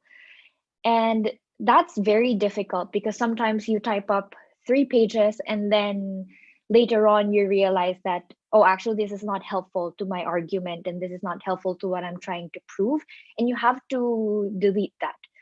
And what I do in order for it to be more bearable is that I just save it to a different file and try to keep that for later. Sometimes it's useful, sometimes I don't find any use for it, and that's okay because that's part of the process. And then next, I would want to talk about resilience. And this was, I think, a very recurring theme among all of the discussants today, that resilience is important because we experience a lot of rejection and imposter syndrome in research and the academe. And grounding yourself is therefore important, or reminding yourself why you're doing this in the first place is an important part of the journey. So first of all would be rejection. And I think that the first step would be accepting that rejection is inevitable. And it's understandably painful, especially for academics, because it costs so much. Like research and devoting time for research takes a lot of sacrifices from us. So that's understandable that it can be painful, but it is part of the journey, and everyone experiences it. And I think another important thing to learn is that it's never personal it's usually not personal when you experience rejection.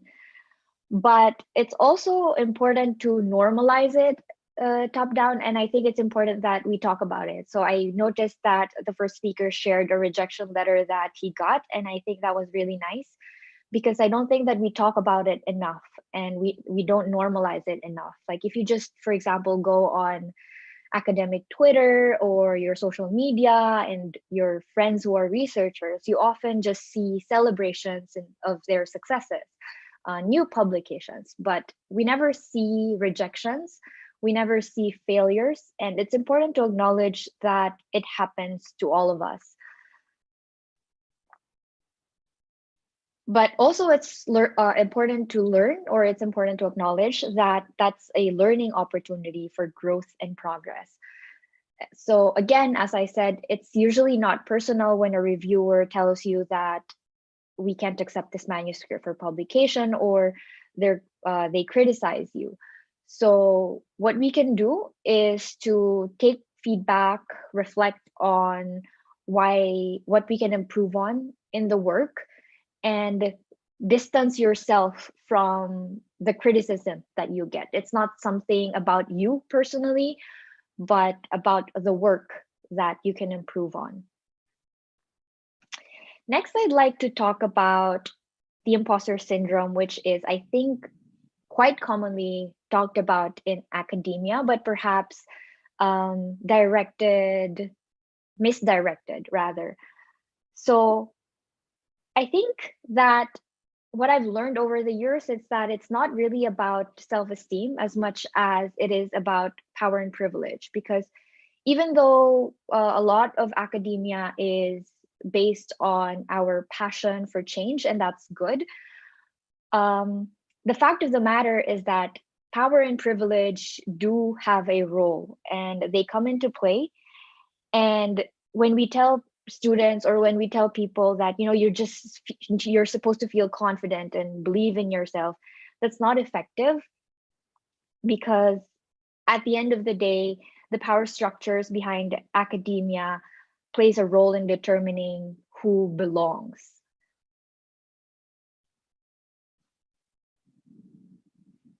So for example, there is research to back that women and working class academics are not just low on self-esteem, but that they experience this more often because of the power that comes into play, or just the normal biases and discriminations in society in general.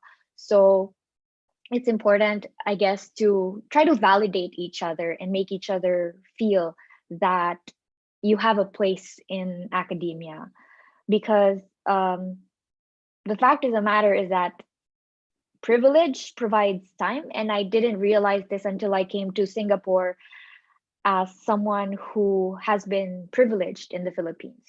So the fact of the matter is that I did have time because I was privileged, and more importantly, if you come from a background of privilege, you do have more confidence.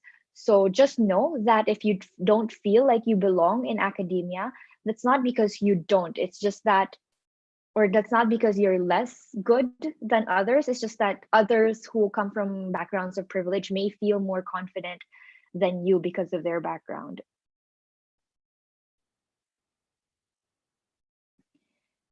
And yeah, so again, I guess I learned that the best way to deal with imposter syndrome is to understand that it's not a syndrome and is reflective of the power structures that we have in society. So you can see this very much so in academic Twitter when you look at hashtag Black in the Ivory or hashtag Women in STEM, and the things that these people experience in academia. So there is a lot of things that we can change, and there's a lot of things that we can address institutionally in order for us to also be able to hone or to be able to make the environment more appealing or more suitable for growth for young academics. But I guess what we can do from our part as young academics is remembering our motivation. And I guess you might think that from what I've talked about so far, it's a little bit pessimistic, but I like to call that a healthy or hopeful pessimism, that I feel like, especially in if you're in the humanities and talking about a lot of things that has to do with social justice, then it's important to acknowledge that there needs to be a kind of pessimism for you to be able to want to change something. And the Germans have a word for this. It's called Weltschmerz, or world weariness. It means that you're unsatisfied with the world as it is because you think that it can be better. And that's something that that I think many researchers has, and something that drives us. So it's important to remember again what you want to say and why do you think it's important to say that. So I think that's the most important question when you're doing research. And when you feel confused and lost, the most important question you have to ask yourself is to just go back and remember what was your motivation in the first place. Why are you here and what do you want to say and why do you think it's important to say that?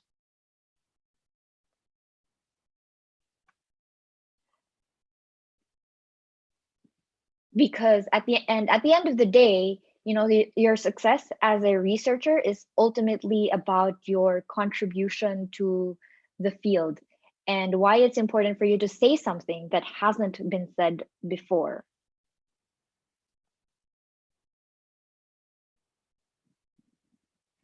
So lastly, I think I'm going to talk about accountability and mentorship and the things that I found are quite helpful for me that got me through my PhD. So a lot of the things or a lot of very helpful events for me would be events that have been organized to help me write. Like here in Singapore, we have chapters for Shut Up and Write. So that's a global organization. And here we have a specific one that's meant for humanities researchers. So it's important to connect with your community and talk about your research to each other and remind each other why you're doing it in the first place. So that's been quite helpful to me because I feel like, especially if you're in the humanities, PhD can be quite isolating because you work with only your own. And although you have a relationship with your supervisor, it's not quite the same as having a kind of camaraderie and kind of community that you can share with and that you can relate with and you can share your struggles with, as well as kind of a support group, basically. So in UST, we also have this thing called work in progress in the philosophy department. And that's another thing that I think is a good thing that can be adopted for people who want to kind of build a community for their research. And another would be providing support. Another that I find helpful would be providing support for younger researchers. So a lot of younger researchers are lost as to the practical matters of doing research.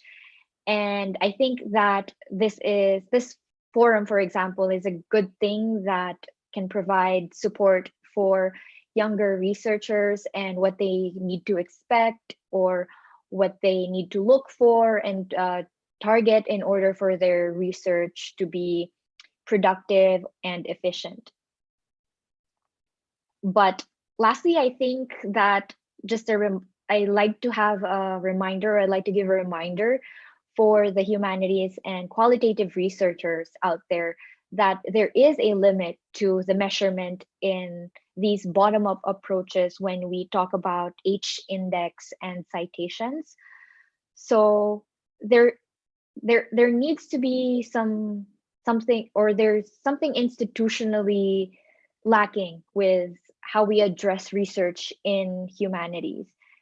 And I think that part of our responsibility in the humanities is to challenge the public and question norms, as well as encourage others to critically evaluate their biases and prejudices.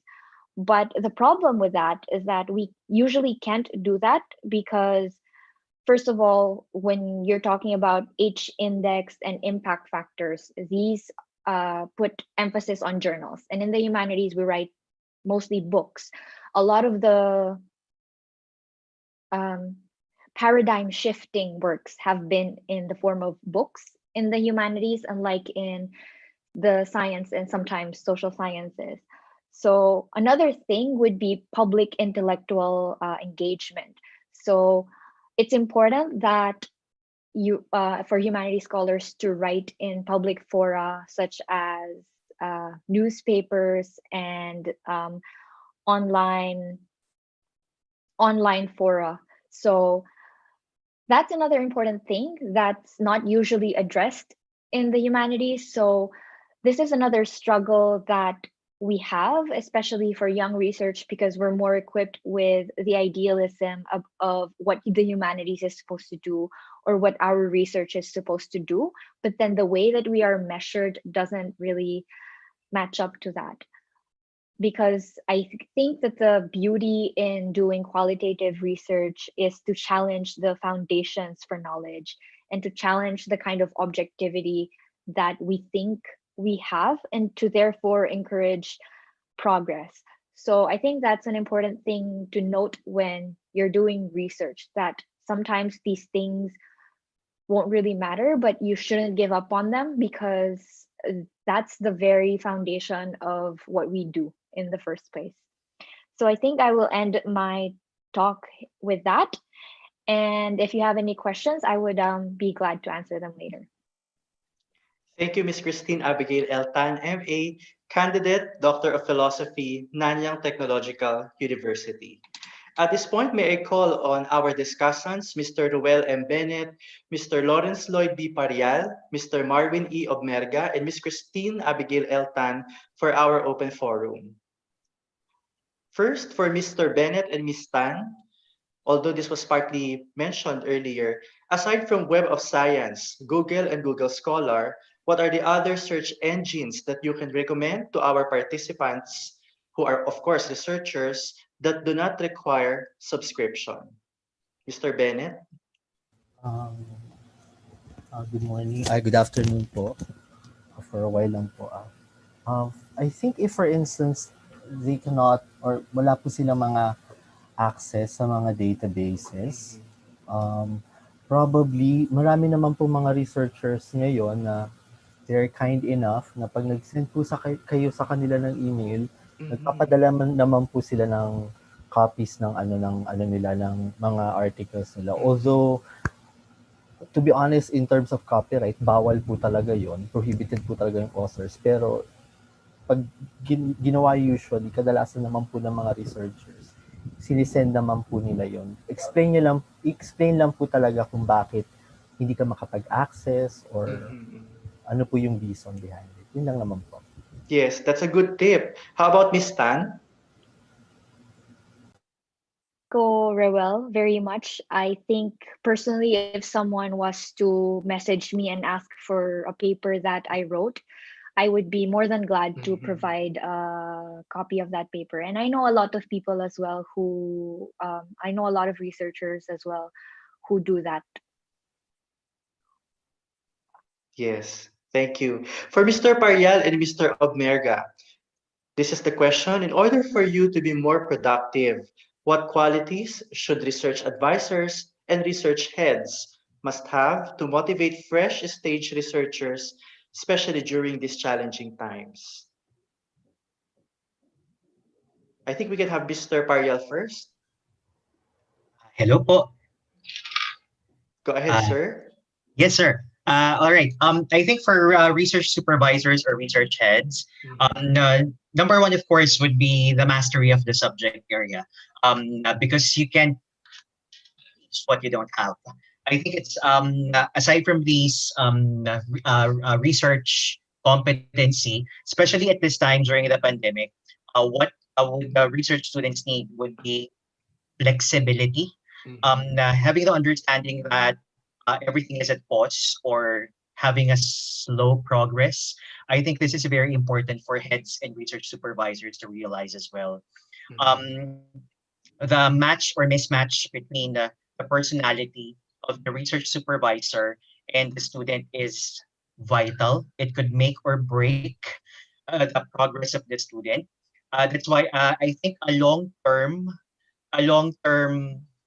solution for this one, or a long-term recommendation, is to really train the trainers. And I think we have to start with the supervisors or the research heads so that there will be some sort of an alignment with the expectations.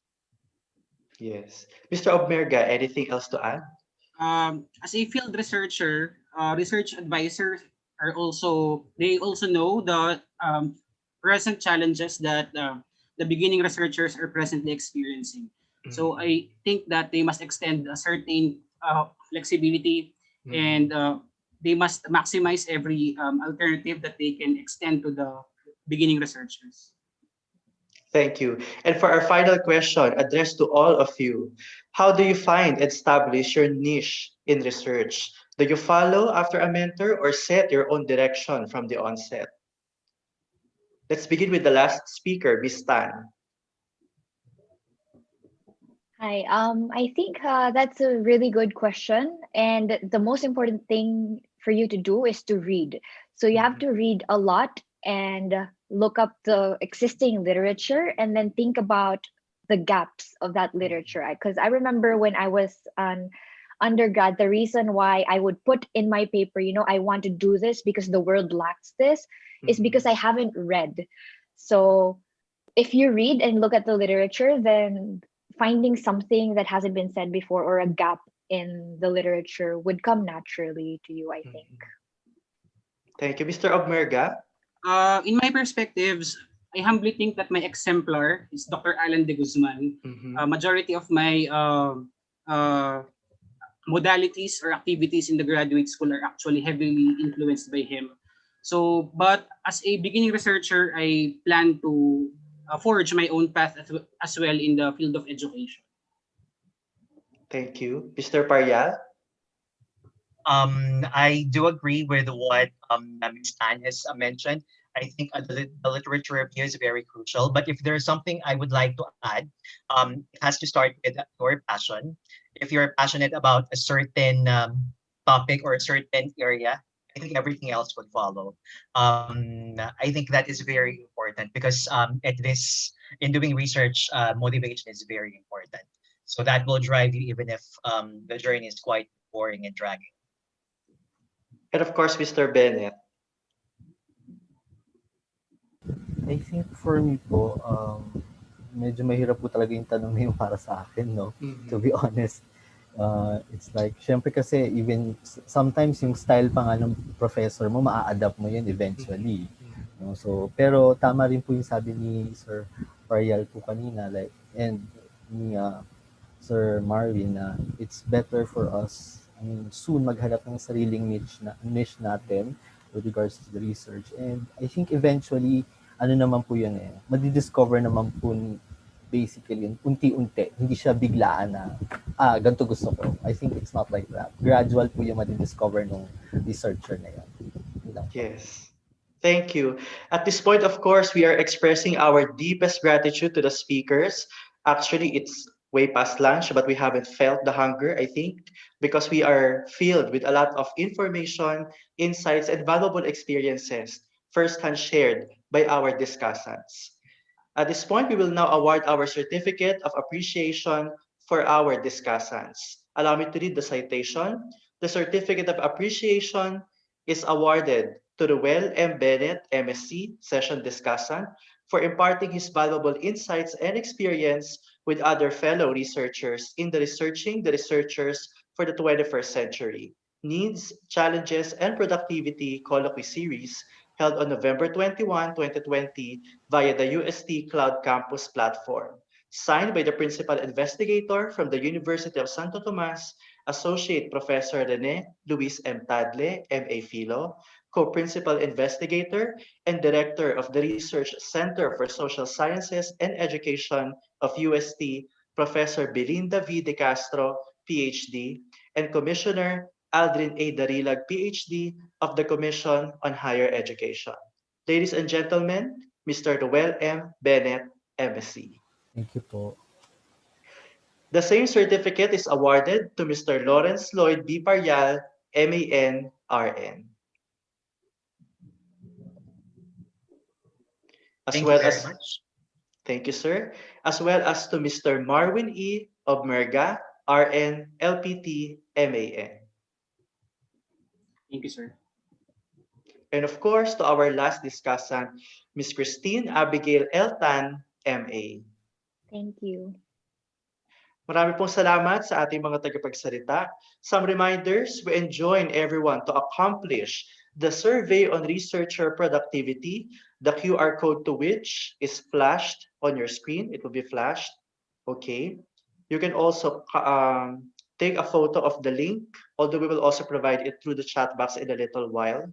So these are the links to the evaluation form and the survey.